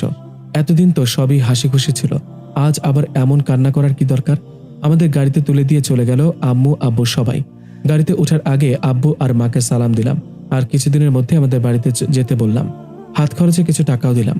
অনেক দূর চলে এসেছে, কিন্তু এখনো সাইমার কান্না থামেনি। আমি একটু কাছে এগিয়ে গেলাম। ওর মন ভালো করার জন্য একটু চেষ্টা করব, কিন্তু কি যে করি বুঝতে পারছি না। বৈধতার সীমা রেখা স্ত্রীকে যথাসম্ভব আনন্দে ও প্রফুল্ল রাখা হলো স্বামীর প্রতি শরীয়তের নির্দেশ। রাসূলুল্লাহ সাল্লাল্লাহু আলাইহি ওয়াসাল্লামের কর্ম পদ্ধতি দ্বারাও তা প্রমাণিত। রাসূলুল্লাহ সাল্লাল্লাহু আলাইহি ওয়াসাল্লাম ইরশাদ করেন, মুসলমানের জন্য সব খেল তামাশা নিষিদ্ধ, তবে তার ধনুক থেকে তীর চালনা, ঘোড়া চালনা, স্বামী স্ত্রীর পরস্পরের রসিকতা, কেননা এগুলো ন্যায়সঙ্গত। সুনানে তিরমিজি হাদিস নাম্বার 1637।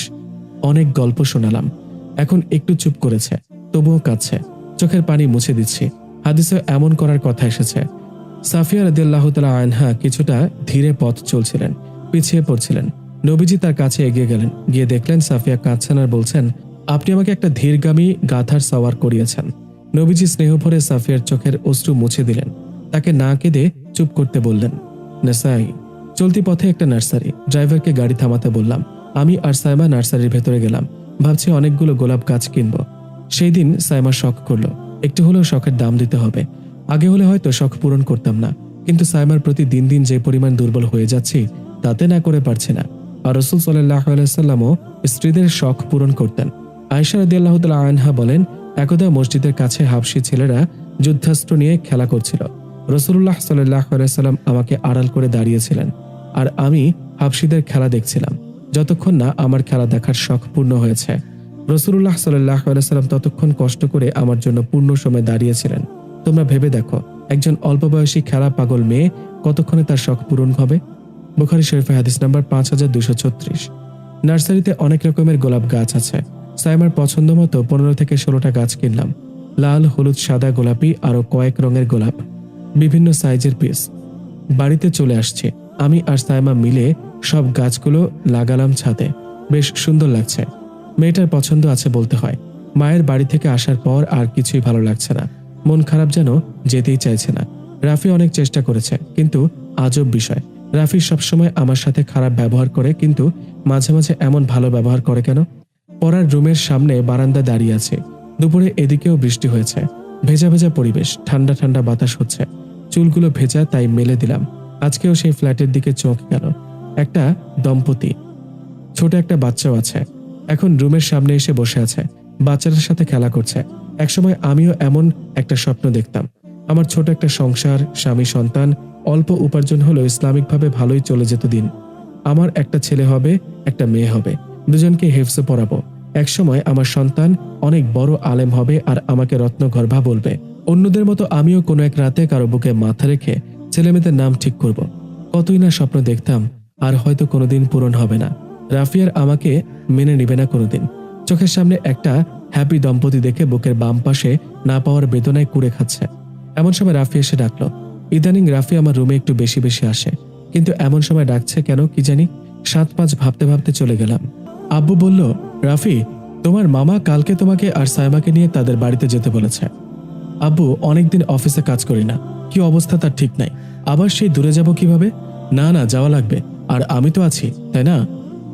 এই দিকটা আমি দেখে নিচ্ছি। আর তুমি তো প্রায় 2 বছর মামার বাড়িতে যাও না, তাহলে কাল যাব, কিন্তু যেতে একটু ইচ্ছে হয় না। সাইমা বলল, ইচ্ছে হয় না কেন? অনেক দূরের পথ, একা একা ভালো লাগে না। আমি আছি তো, আমার গ্রাম ভালো লাগে তাও। আব্বু বলল, দেখো তো মা, 2 বছর হয়ে গেছে মামার বাড়িতে যায় না, এখন না গেলে কেমন হয়? আত্মীয়তার সম্পর্ক কিভাবে থাকে? এই আপনি জানেন না, হাদিসে কুদসিতে মহান আল্লাহ তাআলা বলেছেন, আমি আল্লাহ এবং রহমান, আমি আত্মীয়তা সৃষ্টি করেছি। যে ব্যক্তি আত্মীয়তার সম্পর্ক রক্ষা করে আমিও তার সঙ্গে সম্পর্ক রক্ষা করি, আর যে ব্যক্তি তা ছিন্ন করে আমিও তার সঙ্গে সম্পর্ক ছিন্ন করি। রাফি বলল, আবার শুরু হয়ে গেল জ্ঞান দেওয়া। মা বলল, এত কথা না বলে সবাই খাও, আর কালকে রাফি আর সাইমা চলে যাও। আচ্ছা, ভাবতেও ভাল লাগছে, আবার অনেকদিন রাফির সাথে কাটাবো। উফ, এভাবে যদি মাঝে মাঝে যেতে পারতাম তাহলে কতই না ভালো হতো। খাওয়া দাওয়া শেষ করে রুমে চলে আসলাম। একটা ভয়ঙ্কর বিষয় খেয়াল করছি, আমার পেছন পেছন রাফি আসছে। ইসরে, কি যে হলো! যাই হোক, সন্ধ্যার আগে মন খারাপ থাকলেও এখন ভালো লাগছে। রাফি বলল, এই পাগলি। সাইমা বলল, এখানে কেন আপনি? তোমার কি পড়াশোনা নাই? আছে তো, কিন্তু কেন? ভয় পেয়ে বলল, সামনে তোমার পরীক্ষা না?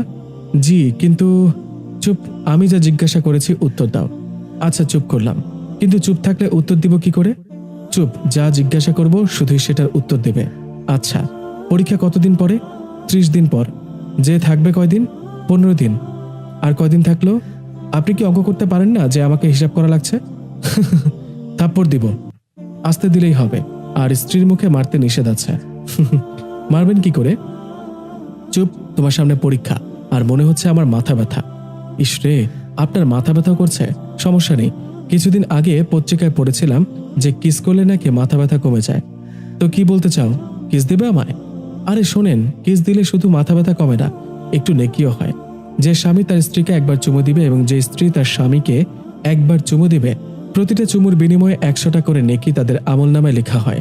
মুসনাদে আহমদ স্বামী স্ত্রী অধ্যায়। তুমি তো খুব পাজি দেখছি। তোমার পরীক্ষা, তুমি যা ইচ্ছা করো, আমি গেলাম। তাহলে মাথা ব্যথা? সকাল সকাল রেডি হয়ে বের হয়ে গেলাম মামার বাড়ির উদ্দেশ্যে। প্রাইভেট কারেই যাব। আব্বু, মামা, মামি আর মামাতো বোনের জন্য কেনাকাটা করতে বলেছিল, তাই মার্কেটের সামনে গাড়ি পার্ক করেছে। সাইমাকে বাইরে আসতে বললাম।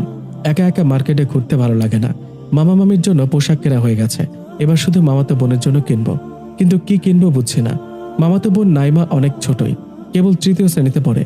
অনেক খুঁজে সাইমা পছন্দ মতো একটা ড্রেস কিনলাম। সাইমা আবার নাইমার জন্য কিছু কসমেটিক কিনতে বলল। অনেক কিছুই নিলাম পিচ্ছি নাইমার জন্য। শপিং কমপ্লেক্স থেকে বের হব এমন সময় খেয়াল করলাম সাইমা একটা চুড়ির দোকানের দিকে তাকিয়ে আছে। কি হলো, আবার কিছু নেবে নাকি? না, কিছুই নেব না। তাহলে ওই দোকানের দিকে তাকিয়ে আছো কেন? এমনি, চলো দেখি কি আছে ওই দোকানে। না, দরকার নেই। উফ, চলো। এ বলে হাত ধরে টেনে নিয়ে চলে আসলাম। সাইমা সম্ভবত চুড়ি পছন্দ করেছে। এই চুড়িটা ভালো না? এটা ভালো লাগে না। এগুলো দেরি হয়ে যাচ্ছে তো, এসব কেনা লাগবে না আমার জন্য। যাবই তো। এগুলো সুন্দর লাগে না? ওইগুলো সবই ভালো লাগছে তো, হাতে পরে দেখো। দূর, এখন এসব কেন? আপনার যা ভালো লাগে করেন, আমি কিছুই বলবো না। লজ্জা পাচ্ছে। তা কোনো সময় মনে থাকে না? এখন কিনে দিচ্ছি তাই লজ্জা করছে? আমি কি বলেছি আমি কিনবো? এভাবে বকছেন কেন? বাদ দাও, কোনটা নিবে? আপনি পছন্দ করে দেন। এই সাদা চুড়িগুলো ভালো লাগছে। একটা কথা বলি। বলো। ওই যে একটা চুড়ি দেখছেন, অনেক কালার একসাথে, ওইটা আমার ভালো লেগেছে। ও, আর নিবে? না, আর এই 2 ডজনও নাও। এগুলো আমার ভালো লেগেছে, সাদা আর নীল চুড়ি। আর তোমার ওইটা হাতে পরে দেখি হয় কিনা। দেখো, আপনি পরিয়ে দেন। বাহ, ভালোই লাগছে। শহর ছেড়ে বেশ খানিকটা দূরে চলে এসেছে। আমি আর সাইমা পাশাপাশি বসে আছি, সামনে ড্রাইভার শুধু। বাইরে হালকা হালকা বৃষ্টি হচ্ছে, কিছু সময় পরেই কমে যাবে। অনেক মানুষ রাস্তায়, মেয়ে ছেলে সবাই। অনেক মেয়ে বোরকা পরা, আবার অনেকেই বোরকা ছাড়া বেপরোয়াভাবে রাস্তায় চলাফেরা করা দেখে অনেকেই অনেক রকম কথা বলছে, কিন্তু ওইসব মেয়েরা ওইগুলোই উপভোগ করছে। এবার একটু পর্দার বিষয়ে দৃষ্টি দেওয়া যাক। আল্লাহ তাআলা ইরশাদ করেন, হে নারীগণ, তোমরা তোমাদের ঘরের বাড়ির চতুর্সীমানার ভিতর অবস্থান করো এবং বাইরে বের হইও না, যেমন ইসলাম পূর্ব জাহেলি যুগের মেয়েরা বের হতো। সূরা আহজাব আয়াত 43। আল্লাহ তাআলা আরও ইরশাদ করেন, হে নবী, আপনি আপনার পত্নীগণকে ও কন্যাগণকে এবং মুসলিমদের স্ত্রীগণকে বলুন, যখন কোনো প্রয়োজনে বাইরে বের হতে হয় তখন তারা যেন তাদের চাদরের কিয়দাংশ নিজের উপর টেনে নেয়, যেন পর্দার ফরজ লঙ্ঘন না করে, এমনকি চেহারাও যেন খোলা না রাখে। তারা যেন বড় চাদরের ঘোমটা দ্বারা নিজেদের চেহারা আবৃত করে রাখে, ফলে তাদেরকে উত্ত্যক্ত করা হবে না। আল্লাহ ক্ষমাশীল, পরম দয়ালু। সূরা আহজাব আয়াত 60। আল্লাহ তাআলা অন্যত্র ইরশাদ করেন, মুমিনদেরকে বলুন তারা যেন তাদের দৃষ্টি নত রাখে এবং তাদের যৌনাঙ্গের হেফাজত করে, এতে তাদের জন্য খুব পবিত্রতা রয়েছে। নিশ্চয়ই তারা যা করে আল্লাহ তা অবহিত আছেন। আর ঈমানদার নারীদেরকে বলুন তারা যেন তাদের দৃষ্টিকে নত রাখে এবং তাদের যৌনাঙ্গের হেফাজত করে। তারা যেন যা সাধারণত প্রকাশমান তা ছাড়া তাদের সৌন্দর্য প্রকাশ না করে, এবং তারা যেন তাদের ওড়না বক্ষ দেশে দিয়ে রাখে, এবং তারা যেন তাদের স্বামী, পিতা, শ্বশুর, পুত্র, স্বামীর পুত্র, ভ্রাতা, ভ্রাতুষ্পুত্র, ভগ্নীপুত্র, স্ত্রীলোক, অধিকারভুক্ত বাদী, যৌন কামনামুক্ত পুরুষ ও বালক, যারা নারীদের গোপন অঙ্গ সম্পর্কে অজ্ঞ, তাদের ব্যতীত কারো কাছে তাদের সৌন্দর্য প্রকাশ না করে। তারা যেন তাদের গোপন সাজসজ্জা প্রকাশ করার জন্য জোরে পদচারণা না করে। সূরা নূর আয়াত 30-31। আবার রাসূলুল্লাহ সাল্লাল্লাহু আলাইহি সাল্লাম ইরশাদ করেন, যে সতর দেখবে এবং যে দেখাবে তাদের ওপর আল্লাহ তাআলা লানত করেন। বাইহাকি। রাসূলুল্লাহ সাল্লাল্লাহু আলাইহি সাল্লাম আরও ইরশাদ করেন, স্ত্রী জাতির পর্দায় গুপ্ত থাকার সত্তা, কিন্তু যখনই তারা পর্দার বাহিরে আসে তখন শয়তান তাদের দিকে ঝোঁকে। তিরমিজি শরীফের হাদিস। রাসূলুল্লাহ সাল্লাল্লাহু আলাইহি সাল্লাম আরও ইরশাদ করেন, খবরদার, কোনো পুরুষ যেন কোনো মেয়ে লোকের সাথে একাকী না থাকে, কেননা যখনই কোনো পুরুষ কোনো মেয়ে লোকের সাথে একাকী হয় তখনই শয়তান তাদের তৃতীয়জন হয়ে যায় এবং তাদের পেছনে লাগে। তিরমিজি শরীফের হাদিস। নবীজি সাল্লাল্লাহু আলাইহি সাল্লাম আরও ইরশাদ করেন, মেয়েরা যখন বালিগা হয়ে যায় তখন তাদের শরীরের কোনো অংশ দেখা বা দেখানো জায়েজ নয়। অনেক কাপড় পরিধানকারিণী পাতলা কাপড়ের কারণে কিয়ামতের দিন উলঙ্গ সাব্যস্ত হবে। মুসলিম শরীফের হাদিস। আবার আল্লাহ তাআলা বলেন, হে নবী, আপনি আপনার স্ত্রীগণকে, কন্যাগণকে ও মুমিনদের নারীগণকে বলুন তারা যেন তাদের চাদরের কিয়দাংশ নিজেদের উপর টেনে নেয়, এতে তাদের চেনা সহজ হবে, ফলে তাদের উত্ত্যক্ত করা হবে না। আল্লাহ ক্ষমাশীল, পরম দয়ালু। সূরা আহজাব আয়াত 59। আবার বলা হয়েছে, তোমাদের স্ত্রীদের মধ্যে তারাই সর্বোত্তম, যারা আল্লাহকে ভয় করার পাশাপাশি স্বামীকে ভক্তি করে, অধিক সন্তান জন্ম দেয় এবং স্বামীর দুঃখে তার প্রতি সমব্যথী ও সহানুভূতিশীল হয়। পক্ষান্তরে তোমাদের স্ত্রীদের মধ্যে সবচেয়ে মন্দ তারাই, যারা বেপর্দা হয়ে দম্ভ ভরে চলে। এরাই হলো মুনাফিক। এরা জান্নাতে প্রবেশ করবে কেবল লাল ঠোঁট ও পা বিশিষ্ট কাকদের মতো, অর্থাৎ এমন বৈশিষ্ট্যের কাক যেমন সংখ্যায় অনেক কম, তেমনি তারা কম সংখ্যায় জান্নাতে প্রবেশ করবে। বাইহাকি শরীফের হাদিস। অন্যত্র হাদিসে বলা হয়েছে, রাসূলুল্লাহ সাল্লাল্লাহু আলাইহি সাল্লাম বলেছেন, জাহান্নামবাসী দুটি দল রয়েছে, যাদেরকে আমি এখনো দেখিনি। একদল এমন লোক যাদের হাতে গরুর লেজের মতো লাঠি থাকবে, যা দিয়ে তারা লোকেদেরকে প্রহার করবে। আর অন্য দল এমন নারী যারা পোশাক পরে উলঙ্গ থাকে, তারা অন্যদের প্রতি তাদের আকৃষ্ট করবে, নিজেরাও তাদের প্রতি ঝুঁকবে। তাদের মস্তক উটের পিঠের কুঁজের মতো হবে। তারা জান্নাতে প্রবেশ করবে না, এমনকি জান্নাতের ঘ্রাণও পাবে না, অথচ এর ঘ্রাণ এত এত দূর থেকে পাওয়া যায়। মুসলিম শরীফের হাদিস নাম্বার 2128। রাসূল সাল্লাল্লাহু আলাইহি ওয়াসাল্লাম বলেছেন, দুই শ্রেণীর মানুষ জাহান্নামী হবে, যারা গরুর লেজ সদৃশ বেত দ্বারা মানুষকে প্রহার করে এবং যেসব নারী এত পাতলা পোশাক পরিধান করে যে তার ভেতরে দিয়ে শরীরের অংশ দেখা যায় এবং উটের কুঁজের মতন কেশ বিন্যাস করবে। এই নারী জান্নাতে সুঘ্রাণও পাবে না, যা বহুদূর থেকে পাওয়া যায়। সহিহ মুসলিম শরীফের হাদিস নাম্বার 2127, মুসনাদে আহমদের হাদিস নাম্বার 6665। রাসূল সাল্লাল্লাহু আলাইহি ওয়াসাল্লাম বলেছেন, তিন শ্রেণীর মানুষের ওপর জান্নাত হারাম, অর্থাৎ এই তিন শ্রেণীর মানুষ কখনোই জান্নাতে প্রবেশ করতে পারবে না। প্রথম শ্রেণী হলো যারা কোনো প্রকার নেশাদ্রব্য পান বা গ্রহণ করে। দ্বিতীয় শ্রেণী হলো যে বা যারা পিতার মাতার অবাধ্য, এই শ্রেণীভুক্ত মানুষরাও জান্নাতে যাবে না। তৃতীয় শ্রেণী হলো দায়ুস।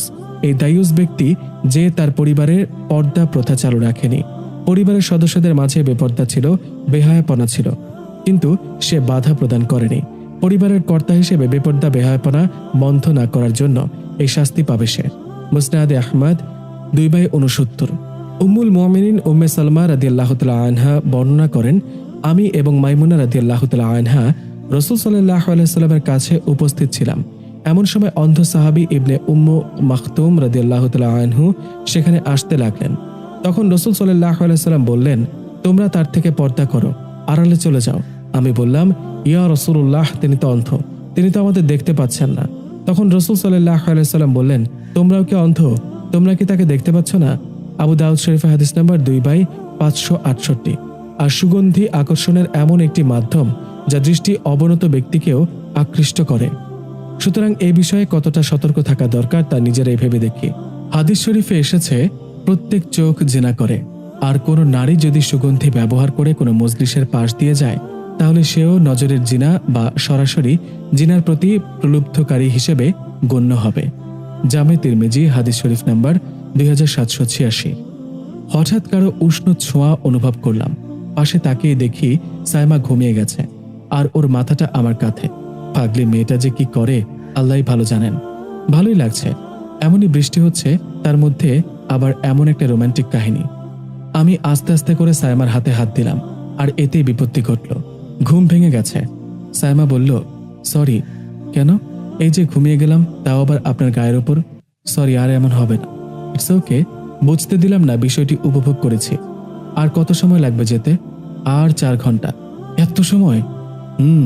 এরপর আমি আর সাইমা অনেক গল্প করলাম। কোনো এক সময় ঘুমিয়ে গেলাম। কখন ঘুমিয়ে গেছি বুঝতেও পারিনি। ড্রাইভার চাচার ডাকে ঘুম ভাঙল। তাকিয়ে দেখি এক নতুন জায়গায় চলে এসেছে, আমাদের মামার গ্রামে। আহ, কি সুন্দর দৃশ্য! গাড়ি থেকে নামতেই দেখি নাইমা আমাদের জন্য অপেক্ষা করছে। আস্তে আস্তে বাড়ির দিকে এগিয়ে যাচ্ছি। চারিদিকে বিশাল বড় বড় মাঠ। মাঠের পাশ দিয়ে একটা খাল চলে গেছে। এই খালের পানিতেই এইসব মাঠের কাজ চলে। আশেপাশে খুব একটা ঘর বাড়ি নেই। যতদূর চোখ যায় প্রায় সবই ফাঁকা, গাছপালায় ঘেরা। শুধু 5-7টা পরিবার বাস করে এখানে। অবশ্য মাঠের পাশে বাড়ি হওয়ার পরেও বাড়ির অন্যরকম একটা পরিবেশ আছে। আর এই সাইডে বাড়ি না থাকলেও খালের অপর পাশে জনবহুল এলাকা। পারাপারের জন্য একটা সাঁকো রয়েছে। বিভিন্ন ধরনের গাছ গাছালিতে ভরা। বুনো গাছে মেঠো পথ ঢাকা। আর বৃষ্টি হওয়ার জন্য কাদাও ভালোই হয়েছে। পা পিছলে গেলেই শেষ। কার নিয়ে আসতেও মনে হয় কষ্ট হয়েছে।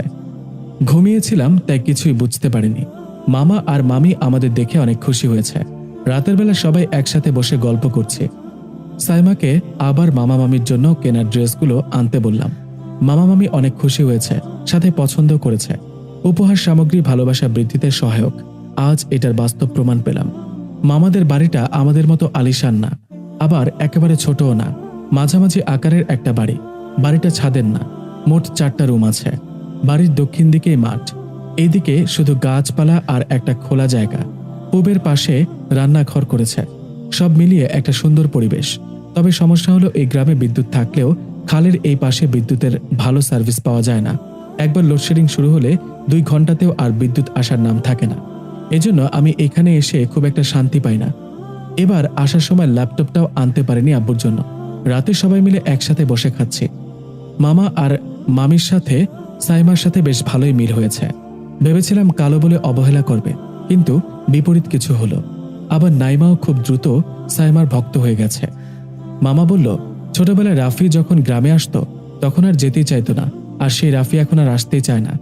মামানি বলল, তখন রাফির নানা নানি ছিল, তাই আসতো। তাদের প্রতি মায়া বেশি ছিল, আমাদের প্রতি কি আর মায়া আছে? মামির অভিমানী কথা শুনে কি উত্তর দেব বুঝতে পারছি না। আসলে মামা, এখন কাজের চাপ বেড়ে গেছে, তাই আর আশা হয় না।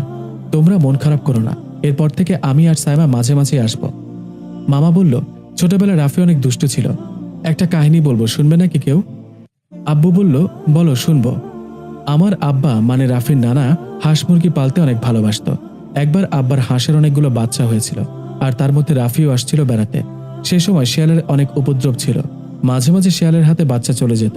তাই আব্বা পুকুর ছাড়া অন্য জায়গায় হাঁসের বাচ্চা যেতে দিত না।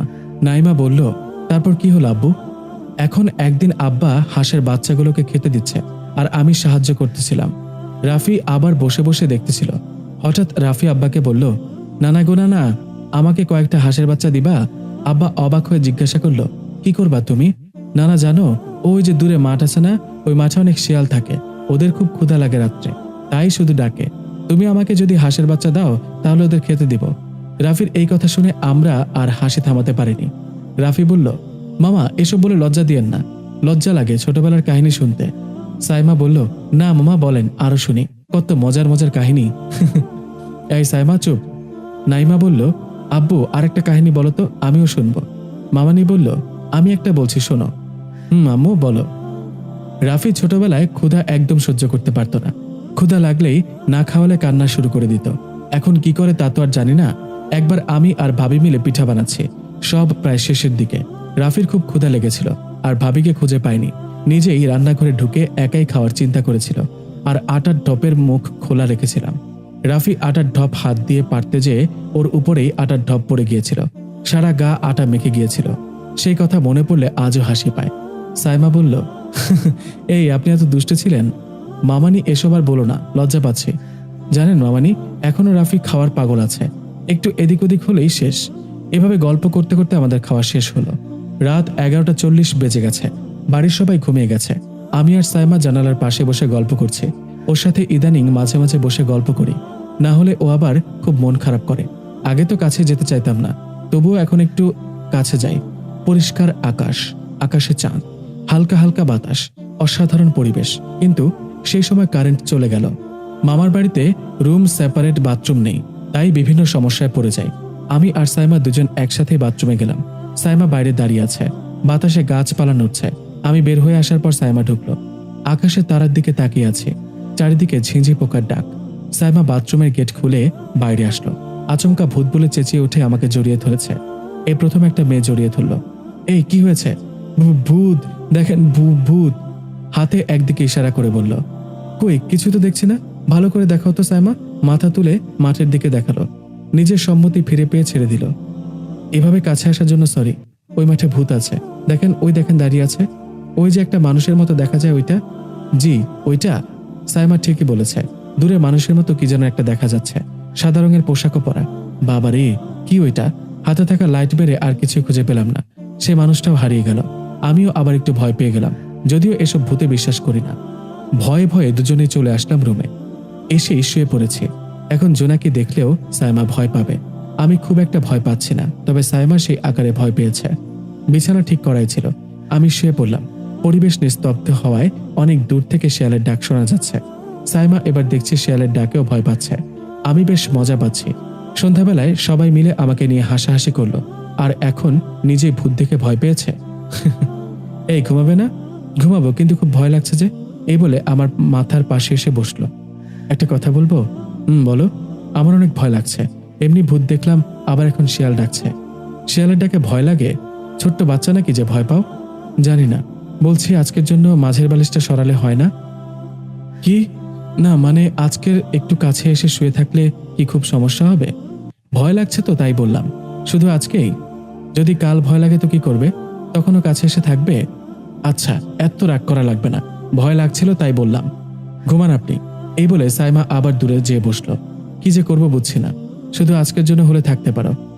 কিছু বলেছি? সাইমা এবারও চুপ। বালিশ সরিয়ে দিয়েছি। আজকের জন্য একটু কাছে এসে ঘুমাতে পারো, তবে বেশি কাছে আসবে না। কিছু না বলে সাইমা বালিশ নিয়ে কাছে এসে ঘুমিয়ে পড়ল। হঠাৎ শীত শীত লাগছে। ঘুম ভেঙে গেল। বাইরে বৃষ্টি হচ্ছে। টিনের চাল, তাই বেশ ভালোই লাগছে। একটু নড়তে যেতেই বুকের মাঝে গরম কিছু অনুভব করলাম। ইসরে, কোথায় সাইমা আমাকে জড়িয়ে ধরে থাকবে, আর সকালে আমি সাইমাকে বকবো, আর এখন তার উল্টো হলো। আমি নিজেই সাইমাকে জড়িয়ে ধরে শুয়ে আছি। কি হবে? যাই হোক, আমি আস্তে করে সরে আসলাম। মোবাইলটা হাতে নিয়ে দেখি ফজরের আজানের আর মাত্র 30 মিনিট বাকি আছে। আজকে আমি সাইমাকে ডেকে দিলাম ঘুম থেকে। দুজনে অজু করে আসলাম। এবার সালাত আদায় করব। সাইমা বুঝতেও পারেনি আমি ওকে জড়িয়ে ধরেছিলাম। আজ 14 দিন হলো মামার বাসায় এসেছি। আজকে চলে যাব। সাইমা যাওয়ার জন্য রেডি। কিছুক্ষণ পরে বের হব। এই কয়েকদিন বেশ ভালোই কাটালাম মামার বাড়িতে। সবার সাথে মিলেমিশে থাকার মজাই আলাদা। মামা আর মামিকে বিদায় দিয়ে গাড়িতে উঠে পড়েছে। কিছু সময় পরে গ্রাম থেকে বের হয়ে গেছি। চুপচাপ বাইরের প্রকৃতি দেখতে দেখতে কোন সময়ে এক কল্পনা রাজ্যে চলে গিয়েছিলাম। সাইমা গরু ছাগলের বাচ্চা খুব ভালোবাসে। মামার গরুর নতুন বাচ্চা হয়েছে, আর সেই বাচ্চা নিয়ে সারাদিন সাইমা আর নাইমা খেলা করে। কোনো সময় গাছের পাতা পেরেও খাওয়াতে দেখেছি। আর সেই দিনের কাহিনী মনে পড়তে হাসি পাচ্ছে এখনো। আমি, সাইমা আর নাইমা বিকেলবেলা মাঠের ধারে ঘোরাঘুরি করছিলাম। বেশ কাদাও ছিল। পা পিছলে সাইমা মাঠের কাদার মধ্যে পড়ে যায়। সারা গায়ে কাদা মেখে যায়। এসব দেখে আমি আর নাইমা হাসি থামাতে পারিনি। এখনো মনে পড়লে হাসি পাচ্ছে। বাড়িতে আসতে সন্ধ্যা হয়ে গেল। সাইমার পরীক্ষা শুরু হতে আর মাত্র 15 দিন আছে। কালকে আবার একটু কলেজে যাবে। রাইসা বলল, এই ধর, অনেক খোঁজাখুঁজি করে এনেছি। এই বইতে শুধু স্বামী স্ত্রীর অধিকার নিয়ে বেশি লেখা। ও আচ্ছা, কয়টা বই এখানে? 2টা বই আছে। এই শোন, বিয়ের এতদিন তো হয়ে গেল, রাফির কোনো পরিবর্তন কি বোঝা যায়? যাচ্ছে। আগের মতো আর খারাপ কথা শোনায় না। এখন ব্যবহার অনেক ভালো হয়ে গেছে, আলহামদুলিল্লাহ। তবে মেনে নেবে কিনা সন্দেহ। কেন? আগে যেমন খুব খারাপ ব্যবহার করতো, এখন সেটা বন্ধ হয়েছে ঠিক, কিন্তু তাও মাঝে মাঝে কেমন যেন করে। আর ওর মন হয়তো আর পাবো না। এতদিন তো কম চেষ্টা করলাম না, তাই না? এই পাগলি, কাঁদছিস কেন? আর একটু ধৈর্য ধর। ভালো ব্যবহার যখন পাচ্ছিস তখন মনও পাবি, বুঝলি? কি জানি কি হয়। আচ্ছা, এখন বাসায় যা, পড়তে বসবি যেই। আচ্ছা, বাড়িতে এসে রাফির জন্য অপেক্ষা করছে। আজ থেকে মন দিয়ে পড়তে বসবো। রাফির মন পাওয়া আর সম্ভব না আমার পক্ষে। এখন এই বইটাই সর্বশেষ ধাপ। এরপর পরিবারকে বলে আমি নিজে রাফিকে মুক্তি দিয়ে দেব। অযথা একজনের মনের বিরুদ্ধে থেকে তার সংসার করা যাবে না। যেখানে মনের মিল নেই সেখানে না থাকাই ভালো। এমন অনেক কথা ভাবতে ভাবতে ঘুমিয়ে গিয়েছিলাম। রাফির ডাকে ঘুম ভাঙলো। দুজনে খাওয়া দাওয়া শেষ করলাম। রাফি রুমে চলে গেল আর আমি পড়ার রুমে আসলাম র্যাপিং করা বইগুলো নিতে। ব্যস্ত আছেন? রাফি বলল, একটু একটু। এটা আপনার বই। এগুলো এগিয়ে দিয়ে বলল, আমার? কি আছে এগুলোতে? দেখেন কি আছে, পছন্দ হবে কিনা জানি না, তবে বিয়ের পর এটা আমার দেয়া প্রথম আপনাকে কোনো উপহার। আচ্ছা, দেখি কি আছে। আর শোনো, আজ থেকে ভালো করে পড়তে বসবে, অন্যদিকে মন দেয়া যাবে না। আচ্ছা, আমি যাই তাহলে। যাও। রুমে এসে পড়তে বসলাম। জানি না বইটা পড়ার পর রাফি আমাকে গ্রহণ করবে কিনা, তবে এটাই শেষ। সাইমা একটা গিফট দিয়ে চলে গেল। ল্যাপটপ রেখে প্যাকেট খুলে ফেললাম। খুলেই দেখি 2টা বই। এত কিছু রেখে বই গিফট করলো কেন? কি জানি, কিছুই মাথায় আসছে না। বইটা খুললাম পড়ার জন্য। বিছানায় শুয়ে পড়েছি। এখন আর ল্যাপটপে কোনো কাজ করব না। বই খুলতেই একটা লেখা কলিজায় আঘাত করলো। মহানবী সাল্লাল্লাহু আলাইহি ওয়াসাল্লাম বলেছেন, তোমরা নারীদের প্রতি কল্যাণকামী হও। তোমাদের মধ্যে সেই উত্তম যে তার স্ত্রীর কাছে উত্তম। তিরমিজি শরীফের হাদিস। ইস, আমি কি তাহলে উত্তম না? আমি তো কত খারাপ ব্যবহার করি ওর সাথে। বুকের মাঝে কেমন যেন করে উঠল। এবার পরের পেজে গেলাম। এখানেও কিছু লেখা আছে যা আমার কলিজায় বেঁধে গেল। স্ত্রীর শুধু দোষ নয়, তার গুণগুলো খুঁজে বের করা দরকার, সেগুলো প্রকাশ করা দরকার। অপছন্দনীয় কিছু দেখলে অমনি তেড়ে ওঠার কোনো কারণ নেই। স্বামী তার স্ত্রীর প্রতি যেন অন্যায় আচরণ না করে। তার কোনো একটা স্বভাব পছন্দ না হলেও অন্য আরেকটা স্বভাব পছন্দ হবে। মুসলিম শরীফের হাদিস। আল্লাহ তাআলা বলেন, পুরুষগণ নারীদের প্রতি দায়িত্বশীল। যেহেতু আল্লাহ একের ওপর অন্যকে প্রাধান্য দিয়েছেন এবং তারা তাদের সম্পদ হতে ব্যয় করে। সূরা নিসা আয়াত 34। মহান আল্লাহ তাআলা ইরশাদ করেন, আর তোমরা তাদের সঙ্গে উত্তম আচরণ করো, আর যদি তাকে তোমরা অপছন্দ করো তবুও আমি যা অপছন্দ করছি আল্লাহ তাতে সীমাহীন কল্যাণ দিয়ে দিবেন। সূরা নিসা আয়াত 19। রাসূলুল্লাহ সাল্লাল্লাহু আলাইহি সাল্লাম বলেন, কোনো মুমিন পুরুষ মুমিন মহিলার ওপর রুষ্ট হবে না, কেননা যদি তার কোনো কাজ খারাপ মনে হয় তাহলে তার এমন গুণ থাকবে যার উপর সে সন্তুষ্ট হতে পারবে। সহিহ মুসলিম শরীফে হাদিস নাম্বার 1469। অন্য হাদিসে ইরশাদ হয়েছে, তোমরা নারীদের প্রতি ভালো আচরণের উপদেশ দাও। সহিহ বুখারী শরীফে হাদিস নাম্বার 5184। এগুলো পড়ে কেমন যেন লাগছে, আমি আল্লাহর কত বিধান অমান্য করেছি, এখন আমার ঠিক হতে হবে। এবার আরেক জায়গায় আরেকটা লেখা দেখে মনটা ভালো হয়ে গেল। আয়েশা রাদিয়াল্লাহু তাআলা আনহুকে নবী সাল্লাল্লাহু আলাইহি সাল্লাম আদর করে ডাকতেন হুমায়রা বলে। হুমায়রা অর্থ লাল বর্ণের রমণী। রাসূলুল্লাহ সাল্লাল্লাহু আলাইহি সাল্লামের আদর মাখা ডাক শুনে আয়েশা রাদিয়াল্লাহু তাআলা আনহা কাছে আসতেন, তাকে জড়িয়ে ধরতেন। এরপর কবিতা পাঠ করে আল্লাহ রসুলকে শোনাতেন। এমনও হয়েছে আল্লাহ রসুল সাল্লাল্লাহু আলাইহি সাল্লাম একবার আয়েশা রাদিয়াল্লাহু তাআলা আনহার দিকে তাকিয়ে মন্ত্রমুগ্ধের মতো বলেন, তোমার চক্ষুদয় কত সাদা।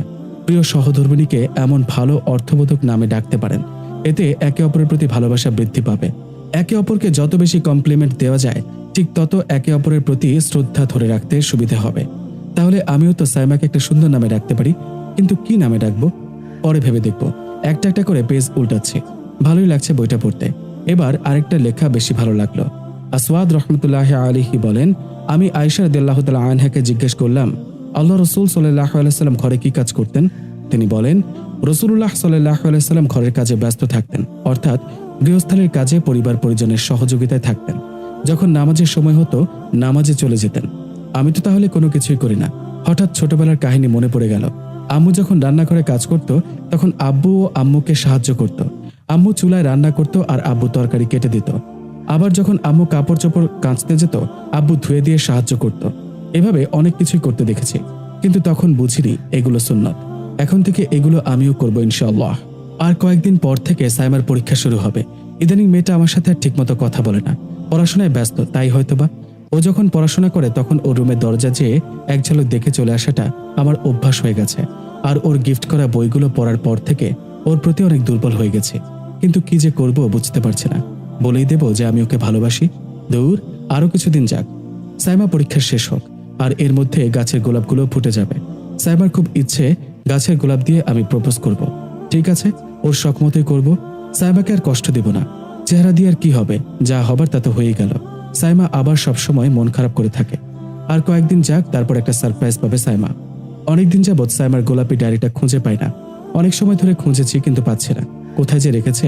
এর আগে মাঝে মাঝে লুকিয়ে লুকিয়ে ডায়েরি পড়তাম, কিন্তু ও কি জেনে গেল যে আমি ওর ডায়েরি পড়ি? দূর, মাথায় আসছে না। কিন্তু যে করে হোক আমার ডায়েরি চাই। আমাকে নিয়ে কি লিখলো দেখব, আমার দেখায় লাগবে মাস্ট। অনেক সময় খোঁজাখুঁজি করে অবশেষে ডায়েরিটা পেলাম। বিছানায় যেয়ে বসলাম, কিন্তু ভাগ্য ভালো ছিল না। ঝড় শুরু হয়েছে বাইরে, আর কারেন্ট সাথে সাথে চলে গেল। তাও কোনো সমস্যা নেই, আমি এই ঝড়ের মধ্যে লুকিয়ে পড়ব। কিন্তু সাইমা না আসলেই হয়। আস্তে করে ডায়েরিটা খুলে পেজ বের করলাম, যেখানে এর আগের বার শেষ করেছিলাম। এবার দেখছি তেমন কিছু লিখেনি। যা লিখেছি তা অভিমান করেই লিখেছে। আমি ছাদে যেতে বললে বুঝি আপনার কষ্ট হয়? ঠিক আছে, আর যেতে বলবো না। আপনার কষ্ট হয় এমন কোনো কাজ আমি করতে পারি না। তার পরের পেজে লেখা, আজ থেকে আমার পড়াশোনায় মন দেওয়া লাগবে, তাই আর আপনাকে একটুও জ্বালাবো না, ভালো থাকেন। ওরে বাবা, এত অভিমান! দেখি তারপরে কি লেখা। শুনেছি বিয়ের পর যখন বউ পড়াশোনায় ব্যস্ত থাকে তখন মনের মানুষটা ভাত খাইয়ে দেয়। দূর, আমি তো কারোর মনের মানুষ হতে পারিনি। আমি কাছে যেয়ে গল্প করলে বুঝি রাগ হয়। ঠিক আছে, আর যাব না। মেয়েটা এত অভিমান। যাই দেখে আসি কি করছে পাগলিটা। এই রুমের ভেতর আইপিএস এর কোনো কানেকশন নেই, তাই অন্ধকার, কিন্তু একটু আলো দেখা যাচ্ছে। দরজাটা আস্তে করে খুলে দেখি পাগলিটা পড়ছে। আবার চলে আসলাম। মনটার মধ্যে কেমন যেন হচ্ছে, তাই সাইমার দেয়া বইগুলো নিয়ে বসলাম। বই খুলে চোখে বাঁধল। ইসলামী শরীয়তে স্বামীর উপর স্ত্রীর জন্য যে অধিকার সাব্যস্ত করেছে তার সার কথা হলো, নাম্বার 1, পূর্ণ মোহরানা আদায় করে দেওয়া। নাম্বার 2, প্রয়োজন মাফিক অন্ন, বস্ত্র ও বাসস্থানের ভালো ব্যবস্থা করা। নাম্বার 3, স্ত্রীর সঙ্গে সদাচরণ করা। নাম্বার 4, মাঝে মধ্যে মাহারাম আত্মীয় স্বজনদের সঙ্গে দেখা করার সুযোগ দেওয়া। নাম্বার 5, প্রয়োজন মাফিক দিন শেখানোর ব্যবস্থা করা। নাম্বার 6, ইসলামী শরীয়ত কর্তৃক নিষিদ্ধ কাজ থেকে বিরত রাখা। নাম্বার 7, প্রয়োজন মতো সহবাস ও জৈবিক চাহিদা পূরণ করা ইত্যাদি। সূরা নিসা আয়াত 19। আল কাবায়ের জাহাবি, পৃষ্ঠা নাম্বার 175। আমি তো সবই করি, কিন্তু 3 নম্বরটা করি না। উফ, এখন থেকে ভালো ব্যবহার করব, আর শেষ পরীক্ষার দিন একেবারে পূর্ণ মর্যাদা দেব। আবার পড়ায় মন দিলাম। মহানবী সাল্লাল্লাহু আলাইহি ওয়াসাল্লাম বিদায় হজের ভাষণে দীর্ঘ বয়ানের এক পর্যায়ে বলেছিলেন, অতএব তোমরা স্ত্রীদের ব্যাপারে আল্লাহ তাআলাকে ভয় করো, কেননা তোমরা তাদেরকে আল্লাহর আমানত ও প্রতিশ্রুতির সঙ্গে গ্রহণ করেছ এবং তোমরা আল্লাহর হুকুমেই তাদের লজ্জাস্থানকে হালাল হিসেবে পেয়েছ। হাদিস শরীফে এসেছে, স্মরণ রেখো তোমরা সবাই দায়িত্বপ্রাপ্ত, তোমরা সবাই নিজ নিজ দায়িত্ব সম্পর্কে জিজ্ঞাসিত হবে। রাষ্ট্রপ্রধান তার প্রজাদের হকের ব্যাপারে জিজ্ঞাসিত হবেন, পুরুষ তার পরিবার পরিজনের বিষয়ে জিজ্ঞাসিত হবেন। বুখারী শরীফে হাদিস নাম্বার 893। রাসূল সাল্লাল্লাহু আলাইহি ওয়াসাল্লাম বলেন, জেনে রাখো তোমাদের স্ত্রীদের ওপর তোমাদের যেমন অধিকার রয়েছে, অনুরূপভাবে তোমাদের ওপরও তোমাদের স্ত্রীদের অধিকার রয়েছে। সুতরাং তোমাদের স্ত্রীদের ওপর তোমাদের অধিকার হলো তারা যেন তোমাদের বিছানায় এমন কাউকে যেতে না দেয় যাকে তোমরা অপছন্দ করো, এবং তারা যেন তোমাদের ঘরের মধ্যে এমন কাউকে অনুমতি না দেয় যাকে তোমরা অপছন্দ করো। আরও জেনে রাখো তোমাদের ওপর তাদের অধিকার হলো তোমরা তাদের বস্ত্র ও অন্যের ব্যাপারে তাদের প্রতি উত্তম ব্যবহার করবে। মহান আল্লাহ রাব্বুল আলামিন কুরআন কারিমে এই প্রসঙ্গে বলেন, আর এক নিদর্শন এই যে তিনি তোমাদের জন্য তোমাদের মধ্য থেকে তোমাদের সঙ্গিনীদের সৃষ্টি করেছেন, যাতে তোমরা তাদের কাছে শান্তিতে থাকো, এবং তিনি তোমাদের মধ্যে পারস্পরিক সম্প্রীতি ও দয়া সৃষ্টি করেছেন। আর পড়তে ভালো লাগছে না। আজ থেকে আমার পরীক্ষা শুরু হবে। প্রথম পরীক্ষা, তাই একটু ভয় লাগছে। আমাকে মনে হয় কেউ নিয়ে যাবে না, একা একা যাওয়া লাগবে। সব পড়া শেষ করেছি। আল্লাহর কাছে সাহায্য চেয়ে 2 রাকাত নামাজও পড়লাম। আব্বু আর আম্মুর কাছেও কল দিয়েছিলাম, আপুর কাছেও। সবাই দোয়া করলো। ভালোই লাগছে সবার দোয়া পেয়ে। রুম থেকে বের হলাম। আজকে রাফির আব্বু নিয়ে যাবে। রাফি কাল রাত থেকে আমাকে অনেক কেয়ার করছে। প্রথমত হাতে করে ফার্স্ট টাইম ভাত খাইয়ে দিল, তারপর বারবার রুমে এসে দেখলো আমি কি পড়ছি আর কতদূর পড়া লাগবে। উফ, ভাবা যায় এগুলা। আবার সকাল থেকে বেশ ভালোই কেয়ার নিল। আবার শুনেছি আম্মুকে নাকি আজ রান্নার কাজেও সাহায্য করেছে। এসব ভাবতে ভাবতে রুমের থেকে বের হলাম। বের হয়েই রাফির সামনে পড়লাম। পরীক্ষা দিতে যাচ্ছি, দোয়া করবেন। যাও, সব ভালো করে লিখবে, বুঝলে? ভয় পাবে না। আব্বু যাবে? না, আমি একাই। আব্বু যাচ্ছে, অফিসে অনেক কাজ তো, তাই যেতে পারছি না। আচ্ছা, দেখে সব ঠিক করে নিয়েছো নাকি? নিয়েছি। আচ্ছা যাও। আসসালামু আলাইকুম। পরীক্ষা আলহামদুলিল্লাহ ভালোই হলো। এখন বাড়িতে ফিরতে হবে। যদি রাফি আসতো তাহলে কতই না ভালো হতো। আমার কি আর সেই কপাল আছে? আজ যদি কালো না হতাম তাহলে রাফির ভালোবাসা পেতাম। অনেক সময় ধরে রাইসাকে খুঁজছি, কিন্তু পাচ্ছি না। ব্যর্থ হয়ে কেন্দ্র থেকে বের হলাম। আব্বু যেখানে থাকতে বলেছিল সেখানেই চলে আসলাম। এসেই অবাক, রাফি আর রাইসা দাঁড়িয়ে আছে। বিষয়টা কি? রাফি রাইসার সাথে গল্প করছে কেন? একদম সহ্য হচ্ছে না আমার। দূরেই দাঁড়িয়ে আছে, কিন্তু আমার উপস্থিতি রাইসা বুঝতে পেরেছে, তাই ডাকলো। কিছু সময় কথা বলার পর গাড়িতে উঠলাম। আপনি আসলেন যে? কেন আসতে পারি না? বললেন অফিসে কাজ আছে, তাহলে আবার আসলেন? একজনকে দেখতে ইচ্ছে হলো তাই আসলাম। কাকে?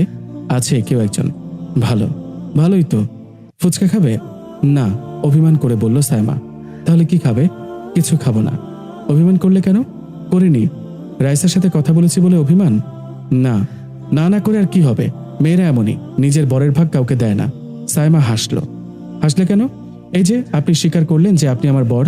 না হেসে পারি কি করে? এই বলো, কি খাবে? কিছুই না। আচ্ছা, না খেলে তুমি থাকো, আমি যাই। কোথায়? ফুচকা খেতে। তোমার খাওয়া লাগবে না, আমি একাই খাবো। রাফি কার থেকে নেমে গেল। মা, এখন দেখি একা একাই খাচ্ছে, আমাকে দেবে না? কি আজব মানুষ রে বাবা। আমার তো অভিমান হবেই। ও রাইসাকে দেখতে আসছে, আর সকালে আমাকে বলল লাট সাহেবের নাকি অফিসে অনেক কাজ। রাইসার সাথে কিসের এত প্রীতি ওর? হ্যাঁ, অভিমান করেছে সেটা তো ভালোই বুঝছে। এখন কি অভিমান ভাঙাতে আসবে না? একা একাই ফুচকা খাচ্ছে আর আমাকে দেখে আসছে। কি আজব মানুষ। খাবে নাকি? না। তাহলে ফকিরের মতো তাকিয়ে আছো কেন? নজর দিলাম, বুঝলেন? নজর দিলাম, মনে থাকে যেন। খাওয়ার জন্য পানি পড়ছে আর খাবে না করছে। এ নাও, এই প্লেট তোমার। আমি বেশ আবার একা একা খেতে পারি না, বুঝলে? এতক্ষণ তো রাক্ষসের মতো একাই খেলেন। আহারে, আর অভিমান করো না গো সোনা পাখি। সোনা পাখি? কেন সোনা পাখি বলতে পারে না? তুমি জানো না, আয়েশা রাদিয়াল্লাহু তাআলা আনহাকে নবী আদর করে ডাকতেন হুমায়রা বলে। হুমায়রার অর্থ লাল বর্ণের রমণী। রাসূলুল্লাহ সাল্লাল্লাহু আলাইহি ওয়াসাল্লামের আদর মাখা ডাক শুনে আয়েশা রাদিয়াল্লাহু তাআলা আনহা কাছে আসতেন, তাকে জড়িয়ে ধরতেন। এরপর কবিতা পাঠ করে আল্লাহ রাসূলকে শোনাতেন। এমনও হয়েছে আল্লাহ রাসূল সাল্লাল্লাহু আলাইহি ওয়াসাল্লাম একবার আয়েশা রাদিয়াল্লাহু তাআলা আনহার দিকে তাকিয়ে মন্ত্রমুগ্ধের মতো বলেন, তোমার চক্ষুদয় কত সাদা। সাইমা বলল, জানি তো। আজ অভিমান ভাঙানোর এত প্রচেষ্টা? না ভাঙালে আবার বলবে যে আমি হযরত আয়েশা রাদিয়াল্লাহু তাআলা আনহার মতো অভিমান করলাম, কিন্তু আপনি রাসূল সাল্লাল্লাহু আলাইহি ওয়াসাল্লামের মতো করে রাগ ভাঙালেন না। সাইমা মুচকি মুচকি হাসে। আচ্ছা, খাবে নাকি? খাইয়ে দিন। আচ্ছা, আমি ভিতরে আসি তাহলে। জি। রাফি বলল, আর কিছু খাবে? না, দ্রুত বাড়ি চলেন। আচ্ছা। সাইমার মনটা এখন একটু ভালো হয়েছে। রাইসার সাথে কথা বলেছি বলে এত অভিমান করলো। ভালোবাসলে বুঝি এমন রাগ হয়? শুনলাম আপনি আজ কয়েকদিন মায়ের সাথে রান্না করেন। করি তো। আগে তো করতেন না। আগে জানতাম না। কি জানতেন না? একটা হাদিস। কোন হাদিস? আসওয়াদ রহমতুল্লাহ আলাইহি বলেন, আমি আয়েশা রাদিয়াল্লাহু তাআলা আনহাকে জিজ্ঞেস করলাম, রাসূলুল্লাহ সাল্লাল্লাহু আলাইহি সাল্লাম ঘরে কি কাজ করতেন? তিনি বললেন, রাসূলুল্লাহ সাল্লাল্লাহু আলাইহি সাল্লাম ঘরের কাজে ব্যস্ত থাকতেন, অর্থাৎ গৃহস্থালির কাজে পরিবার পরিজনের সহযোগিতা করতেন। যখন নামাজের সময় হতো নামাজে চলে যেতেন। এই হাদিসটা পাগলি। আমাকে কি পাগলি মনে হচ্ছে? আরে, আদর করে ডাকলাম। রাসূলুল্লাহ সাল্লাল্লাহু আলাইহি ওয়াসাল্লামও তার স্ত্রীদেরকে আদর করে ডাকতেন। তুমি এই হাদিসটা জানো না? আয়েশা রাদিয়াল্লাহু তাআলা আনহাকে নবী আদর করে ডাকতেন হুমায়রা বলে। হুমায়রা অর্থ লাল বর্ণের রমণী। রাসূলুল্লাহ সাল্লাল্লাহু আলাইহি ওয়াসাল্লামের আদর মাখা ডাক শুনে আয়েশা রাদিয়াল্লাহু তাআলা আনহা কাছে আসতেন, তাকে জড়িয়ে ধরতেন। এরপর কবিতা পাঠ করে আল্লাহ রসুলকে শোনাতেন। এমনও হয়েছে আল্লাহ রসুল সাল্লাল্লাহু আলাইহি ওয়াসাল্লাম একবার আয়েশা রাদিয়াল্লাহু তাআলা আনহার দিকে তাকিয়ে মন্ত্রমুগ্ধের মতো বলেন, তোমার চক্ষুদয় কত সাদা। জানি তো। তাহলে আবার বাড়িতে চলে আসছি, নামো। ধুর, কিচ্ছু ভাল লাগছে না। আর কয়েকদিন পর পরীক্ষা শেষ হয়ে যাবে। আর রাফি প্রতিদিন রাইসার সাথে কথা বলে। আমার তো একদম সহ্য হয় না। আর রাইসাও কিছু বলে না। আজ রাফিকে আমি এই বিষয়ে কিছু বলবো। আমার আর একটু ভালো লাগছে না। প্রতিদিন বারবার রুমে আসে, আর আজকে আসার কোনো খোঁজ নেই। কেমন মানুষ এটা? সাইমা। জি। খাবে না? এখানে নিয়ে আসবো না যাবে? আপনার সাথে আমার কথা আছে। বলো। আপনি আরেকটা বিয়ে করেন। কি? বিয়ে করেন। আমাকে তো আপনার পছন্দ না। আর আমি তো কালো, কওমিতেও পড়িনি, আলেমা নই। আপনি একটা মেয়ে বিয়ে করেন যে কওমিতে পড়ে আর ফর্সা। আর আমাকে মুক্তি দিন। এসব বলছো কেন? সেসব মেয়েদের মধ্য থেকে যাদের ভালো লাগে তাদের বিয়ে করে নাও, 2, 3 কিংবা 4টি পর্যন্ত। আর যদি এরূপ আশঙ্কা করো যে তাদের মধ্যে ন্যায়সঙ্গত আচরণ বজায় রাখতে পারবে না, তবে একটি অথবা তোমাদের অধিকারভুক্ত দাসীদেরকে। এতেই পক্ষপাতিত্বে জড়িত না হওয়ার অধিকতর সম্ভাবনা। সূরা নিসা আয়াত 3। কি হয়েছে তোমার? কিছু হয়নি, যা সত্যি তাই বললাম। আর যদি একেবারে ভালো না লাগে তবে ছেড়ে দেন। আমি আর এসব নিতে পারছি না। থাপ্পড় দিব। আয়েশা রাদিয়াল্লাহু তাআলা আনহা থেকে বর্ণিত, তিনি বলেন, রাসূলুল্লাহ সাল্লাল্লাহু আলাইহি ওয়াসাল্লাম কখনো তার কোনো খাদেমকে অথবা তার কোনো স্ত্রীকে মারপিট করেননি এবং নিজ হাতে অপর কাউকেও প্রহার করেননি। তাই আপনিও করবেন না। বুখারী শরীফের হাদিস। তুমি এমন করছো কেন? কোনো সমস্যা? না, কোনো সমস্যা না। আমার আর ভালো লাগছে না, তাই বললাম। এতদিন তো ঠিকই ছিলে। আমি কত বকতাম, কিছু বলতে না। আর আজ না, অনেকদিন ধরেই ভাবছি বলবো, কিন্তু আর না বলে পারছি না। চলেই যখন যাবে তখন এতদিন মন জয় করার চেষ্টা করেছো কেন? এতদিন ভালোই ছিল সব। এখন রাইসা। কি? থামলে কেন বলো? রাইসা কি? কিছু না। হো, বুঝেছি। আচ্ছা ঠিক আছে, খাবে, চলো। ভালো লাগছে না। দূর, চলো। মেয়েটা আজ মন খারাপ করেছে প্রচন্ড আকারে। মন খারাপ হবারই কথা। এতদিন যত খারাপ ব্যবহার করেছি, কিন্তু এখন যে কি করি। আর মাত্র 2টা পরীক্ষা আছে ওর, তারপরেই তো বলে দিব, সমস্যা নেই। আর রাইসাকে নিয়ে ও একটু হতাশায় ভুগছে। কি যে করি। ধুর, একটু বই নিয়ে বসি। না, আগে ডায়েরিটা খুঁজতে হবে। কোথায় যে রেখেছে? এই তো পেয়েছি। কিন্তু শুধু 1 পেজ লিখেছে কেন? তাও আবার লিখেছে, আপনার সাথে কোনো কথা নেই, আপনি ভালো না, আমাকে রেখে রাইসার সাথে কথা বলেন। আর আমাকে দেওয়ার মতো কোনো টাইম আপনার থাকে না। আমি চলেই যাব, আর থাকবো না। ইস রে, মেয়েটার কত অভিমান। যাই হোক, সাইমার দেয়া বইগুলো একটু পড়ি। কি যে করব এখন। আর 2টা দিন, তারপরেই আমার রানীকে নিয়ে আসবো। বিছানায় যেয়ে বইটা খুললাম। একটু পরে আবার পাগলিটাকে দেখতে যাব কি করছে। উফ, কবে যে বলবো ভালোবাসি সাইমা। বই খুললেই একটা হাদিস পেলাম। প্রত্যেক স্বামীর দায়িত্ব তার স্ত্রীর ভরণ পোষণ করা, স্ত্রীর জন্য পর্যাপ্ত খাদ্য, আরামদায়ক বাসস্থান, উপযুক্ত পোশাক এবং অন্যান্য সুযোগ সুবিধার ব্যবস্থা করা। সর্বোপরি একজন স্বামীর দায়িত্ব হলো স্ত্রীর দৈনন্দিন চাহিদা পূরণ করা। হাকিম ইবনু মুআবিয়াহ আল কুরাইশি রহমতুল্লাহি আলাইহি হতে তার পিতা থেকে বর্ণিত, তিনি বলেন, একদা আমি বলি, হে আল্লাহ রসুল, আমাদের কারো ওপর তার স্ত্রীর কি হক রয়েছে? তিনি বললেন, তুমি যখন আহার করবে তাকেও আহার করাবে, তুমি পোশাক পরিধান করলে তাকেও পোশাক দিবে, তার মুখমণ্ডলে মারবে না, তাকে গালমন্দ করবে না এবং পৃথক রাখতে হলে ঘরের মধ্যেই রাখবে। আবু দাউদ শরীফে হাদিস নাম্বার 2142। বাহ, কি সুন্দর হাদিস। মানুষের সামাজিক চাহিদার পাশাপাশি রয়েছে জৈবিক চাহিদা। অপরদিকে বিবাহ হলো এই জৈবিক চাহিদা পূরণের হালাল মাধ্যম। তাই স্বামীর অন্যতম দায়িত্ব হলো স্ত্রীর যৌন চাহিদা পূর্ণ করা। পবিত্র কোরআনে এসেছে, তোমাদের স্ত্রীরা হলো তোমাদের জন্য শস্যক্ষেত্র, তোমরা যেভাবে ইচ্ছা তাদেরকে ব্যবহার করো, আর নিজেদের জন্য আগামী দিনের ব্যবস্থা করো এবং আল্লাহকে ভয় করতে থাকো। আর নিশ্চিতভাবে জেনে রাখো যে আল্লাহর সাথে তোমাদেরকে সাক্ষাৎ করতেই হবে। আর যারা ঈমান এনেছে তাদেরকে সুসংবাদ জানিয়ে দাও। সূরা বাকারা আয়াত 223। সাইমা যে এত রাগ করেছে, এখন যে কি করব? যাই একটু দেখে আসি। রুম থেকে বের হয়ে গেলাম। সাইমার রুমে যেয়ে দেখি পড়ছে। আমার উপস্থিতি বেশিরভাগ সময় বুঝতে পারে না, তাই আমি নিজেই কথা বলি মাঝে মাঝে। সাইমা? জি রাফি, কি করছো? পড়ছি। আর কত টাইম লাগবে?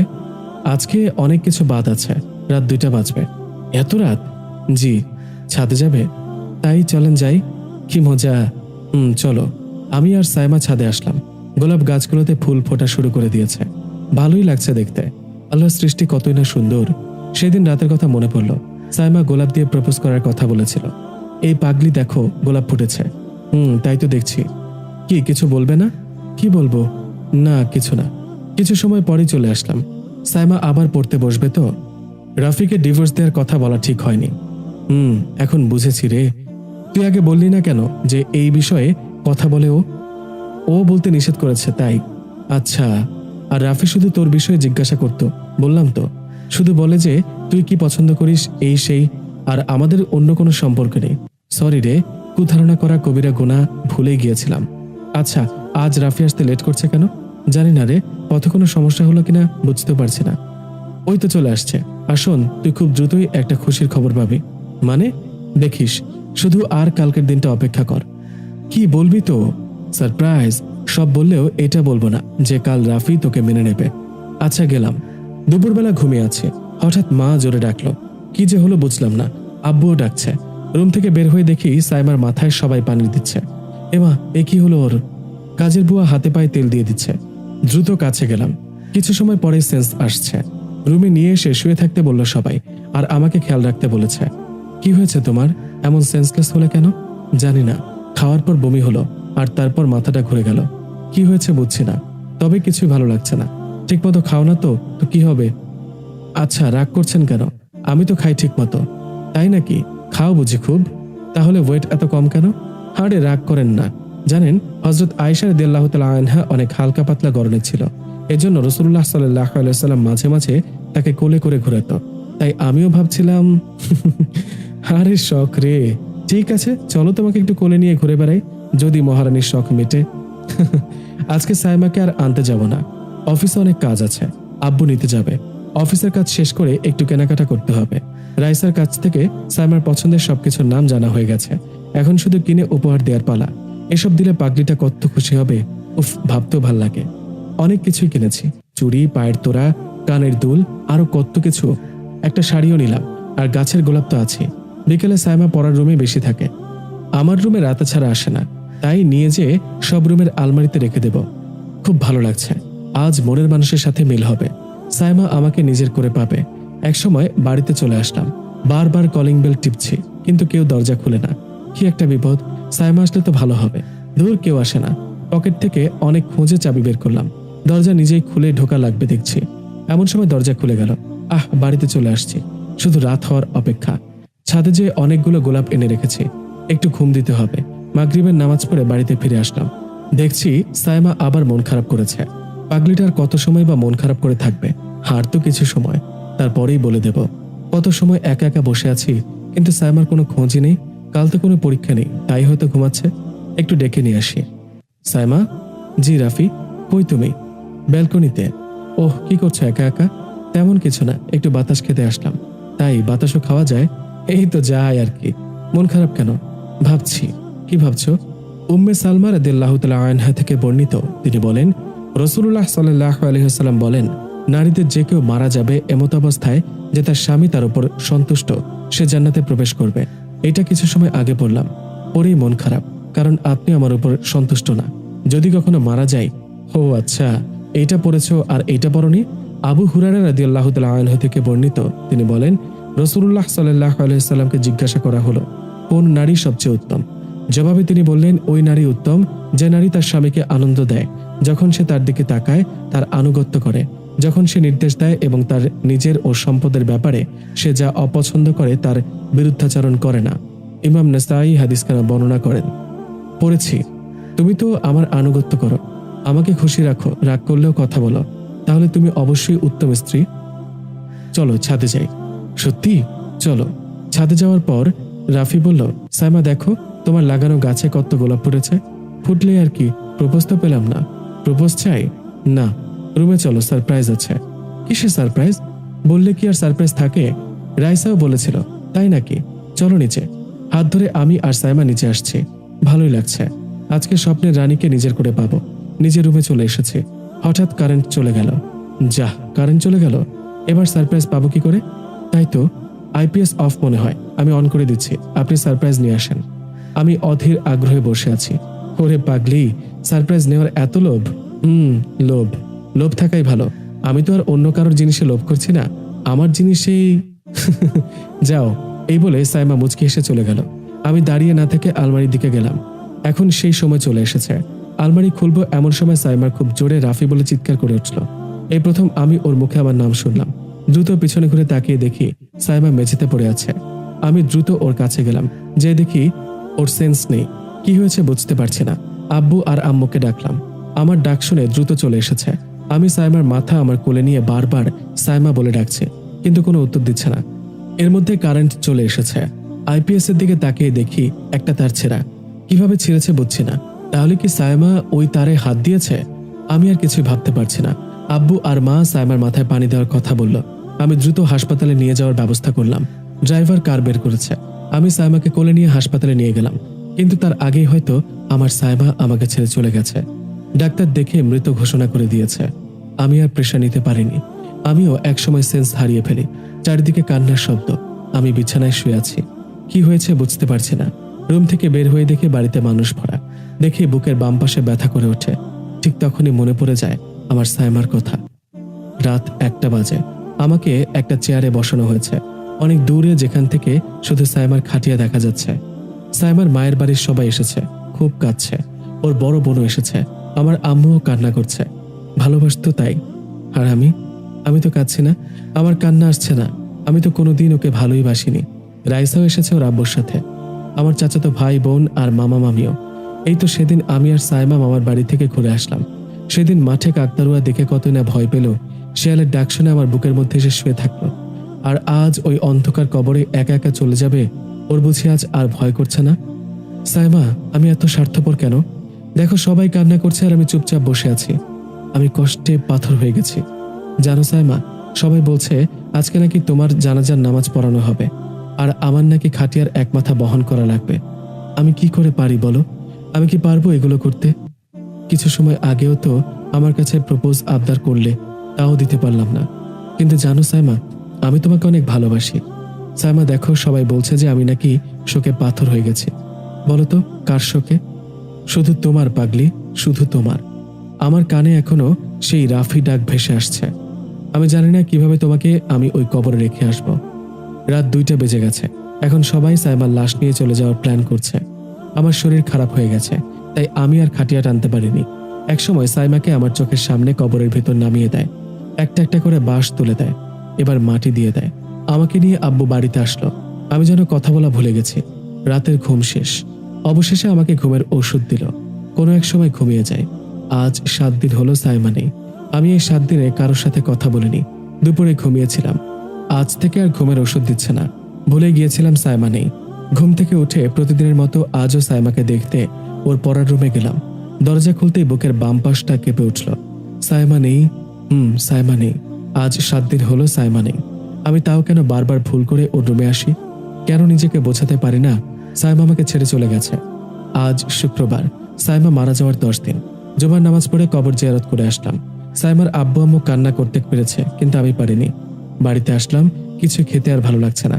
আগে না খেলে সাইমা এই হাদিস ওই হাদিস বলে বোঝাতো, কিন্তু এখন আর কেউ বলে না। আব্বু আর আম্মু আজ কয়েকদিন জোর করে খাওয়াই দেয়, কিন্তু সাইমা আর দেয় না। দুপুরে খাওয়া শেষ করে রুমে আসলাম।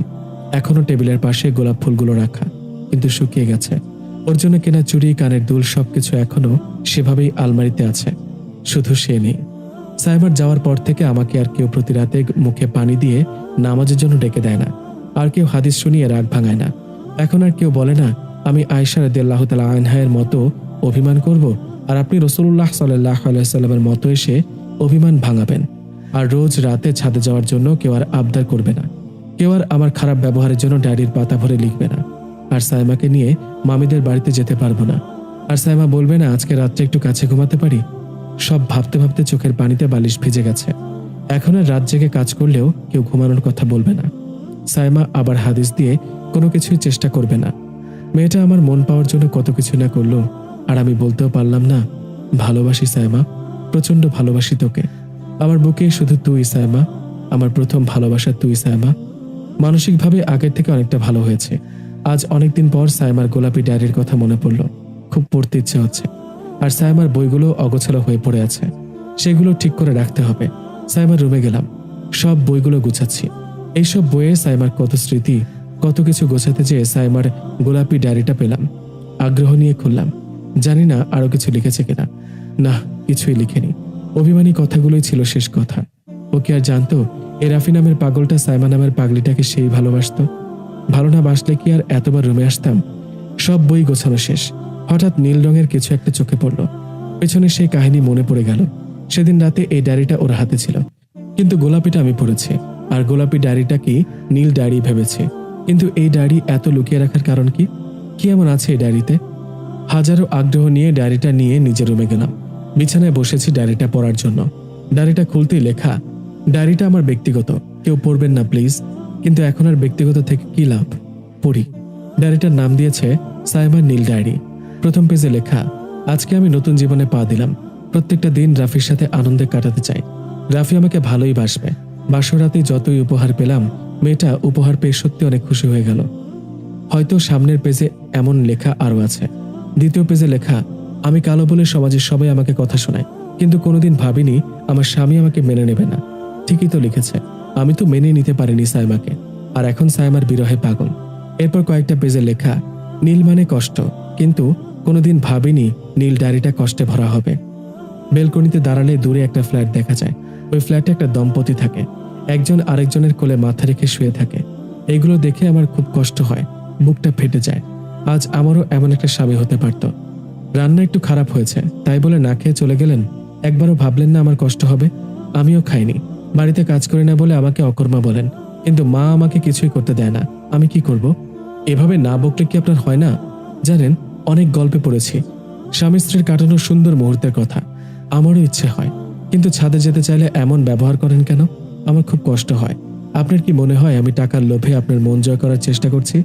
জানেন, আপুকে বলেছি, আপু মিল করার কথা বলেছে, তাই আমি থেকে গেছি। আজ এইভাবে ছোট লোক বলে অপমান না করলেও পারতেন। আমার বুঝি কষ্ট হয় না? কলেজে যাওয়ার পথে প্রতিদিন একটা ছেলে মেয়েকে দেখি, সম্ভবত ওরা কাপল। আমার ওদের দেখে অনেক ভালো লাগে, কিন্তু ওদের মতো আপনি আমাকে কোনোদিন কোথাও নিয়ে যাবেন না। আপনি অনেক সুন্দর করে পাগড়ি পরেন, আমার তো সেই ভালো লাগে। আপনার পাশে একটু হাঁটতে চাইলাম, কিন্তু আপনি বললেন আপনার সাথে আমাকে মানায় না, আমি কালো তাই। এভাবে হাজারো কষ্টের কথা ডায়েরিটাতে লেখা। আর শেষের দিকের কয়েকটা, আপনার কাছে আমি এমনি এমনি ঘুমাতে চাইনি, সেদিন খুব ভয় লাগছিল, আর আপনি এভাবে অপমান করলেন। বিয়ের পরে তো আমাকে কোনোদিন কাছেই নিতে চাননি কালো বলে, তাই বলে কি আমি জোর করেছি? এভাবে কষ্ট না দিলেও পারতেন। আমি হয়তো আর আপনার সাথে বেশি দিন থাকতে পারবো না। এত খারাপ ব্যবহার আর সহ্য হয় না। আমি কি এতটাই খারাপ হতে পারি কালো? আর সর্বশেষে লেখা, আজকে মনটা খুবই খারাপ, আমি আর কোনোদিন আপনার মন পাবো না। আমি তো কালো আর আপনি ফর্সা, আমাদের কি আর মিল হবে? না, আপনি হয়তো অন্য কারণ। আপনি একটা কাজ করেন, একটা কওমি মাদ্রাসার ফর্সা মেয়েকে বিয়ে করেন, আর আমাকে কাজের লোক হিসেবে রেখে দেন। আমি কোনোদিন আপনার স্ত্রীর মর্যাদা চাইব না। আর একটা কথা, যদি আমি মারা যাই তাহলে আপনি কিন্তু কষ্ট পাবেন না। আপনার কাছে আমার একটা অনুরোধ, সেটা জানি না রাখবেন কিনা। যদি আপনার মেয়ে হয় তবে তার নাম রাখবেন ইয়াসমিন, আর যদি মেয়ে না হয়, ছেলে হয়, তবে তার নাম রাখবেন ইয়াসির। আমার একটা আবদার, শুধু একটা, ভালোবাসি তোমায় রাফি, পাগলের মতো ভালোবাসি। আর তুমি আমাকে ঘৃণা করো, সমস্যা নেই, আমি ভালোবাসি, এটাই যথেষ্ট। সাইমাকে তাহলে ইচ্ছা করে শখ খেয়েছে? না, ও খেলে তো আগেই খাবে, কিন্তু সর্বশেষ পেজে এটাই লেখা কেন? আর যেদিন মারা গেল সেই দিনই লিখেছে। ইস, পাগলিটাকে আজও বলতে পারলাম না পাগলের মতো ভালোবাসি। চোখ দিয়ে অঝরে পানি ঝরছে। একটু নিজেকে কন্ট্রোল করতে পারলেও আজ আবার আগের মতো লাগছে। রুমে চলে আসলাম। আর পারছি না সহ্য করতে। আমি কি না করেছি সাইমার সাথে, কিন্তু পরে তো ঠিকই ভালোবেসেছি। ও পড়লে নিজের হাতে করে ভাত খাইয়েছি, ওর ড্রেস কেচেছি, সবই করলাম। ছাদে গেলাম, কলেজে নিয়ে গেলাম, শুধু বলতে পারলাম না ভালোবাসি সাইমা, ভালোবাসি, খুব ভালোবাসি। সাইমা বুঝতেও পারল না এই রাফি কত ভালোবাসতো। সাইমা জানেও না যখন ও চুল মেলে পড়তে বসতো আমি বারবার রুমে যেতাম একবার দেখার জন্য। সাইমা জানে না যখন ও ঘুমিয়ে পড়তো তখন আমি ওর গায়ে কাঁথা দিয়ে দিতাম। ও কিচ্ছু জানে না, শুধু এটাই জানে আমি ওকে ভালোবাসি না, কিন্তু সত্যিই ভালোবাসি। আজও সেই ফুলগুলো টেবিলে রাখা, শুকিয়ে গেছে। আজ পর্যন্ত সেই আলমারি আর খোলা হয়নি, সেইভাবেই রাখা আছে গিফটগুলো। ছাদে লাগানো গোলাপ গাছের সব ফুলের পাপড়ি ঝরে গেছে, কয়েকটা গাছে নতুন কলি এসেছে। এবার আর ফুল ফুটলে কেউ বলবে না প্লিজ প্রপোজ মি। আর সেই ফ্ল্যাটের দম্পতিও আগের মতোই থাকবে, কিন্তু আমাকে আর সাইমা তাহাজ্জুদে পানি ছিটিয়ে ডাকবে না, না খেয়ে থাকলে হাতে করে খাওয়াবে না। আমিও আর বলতে পারলাম না ভালোবাসি সাইমা। আমাদের ভালোবাসাটা না বলাই থেকে গেল। সময় আসার অপেক্ষা না করলে আজ এইভাবে হারাতাম না আমি আমার কলিজা সাইমাকে। আমাদের ভালোবাসা না বলাই হোক, তবুও ভালোবাসি সাইমা, প্রচন্ড ভালোবাসি, পাগলের মতো ভালোবাসি।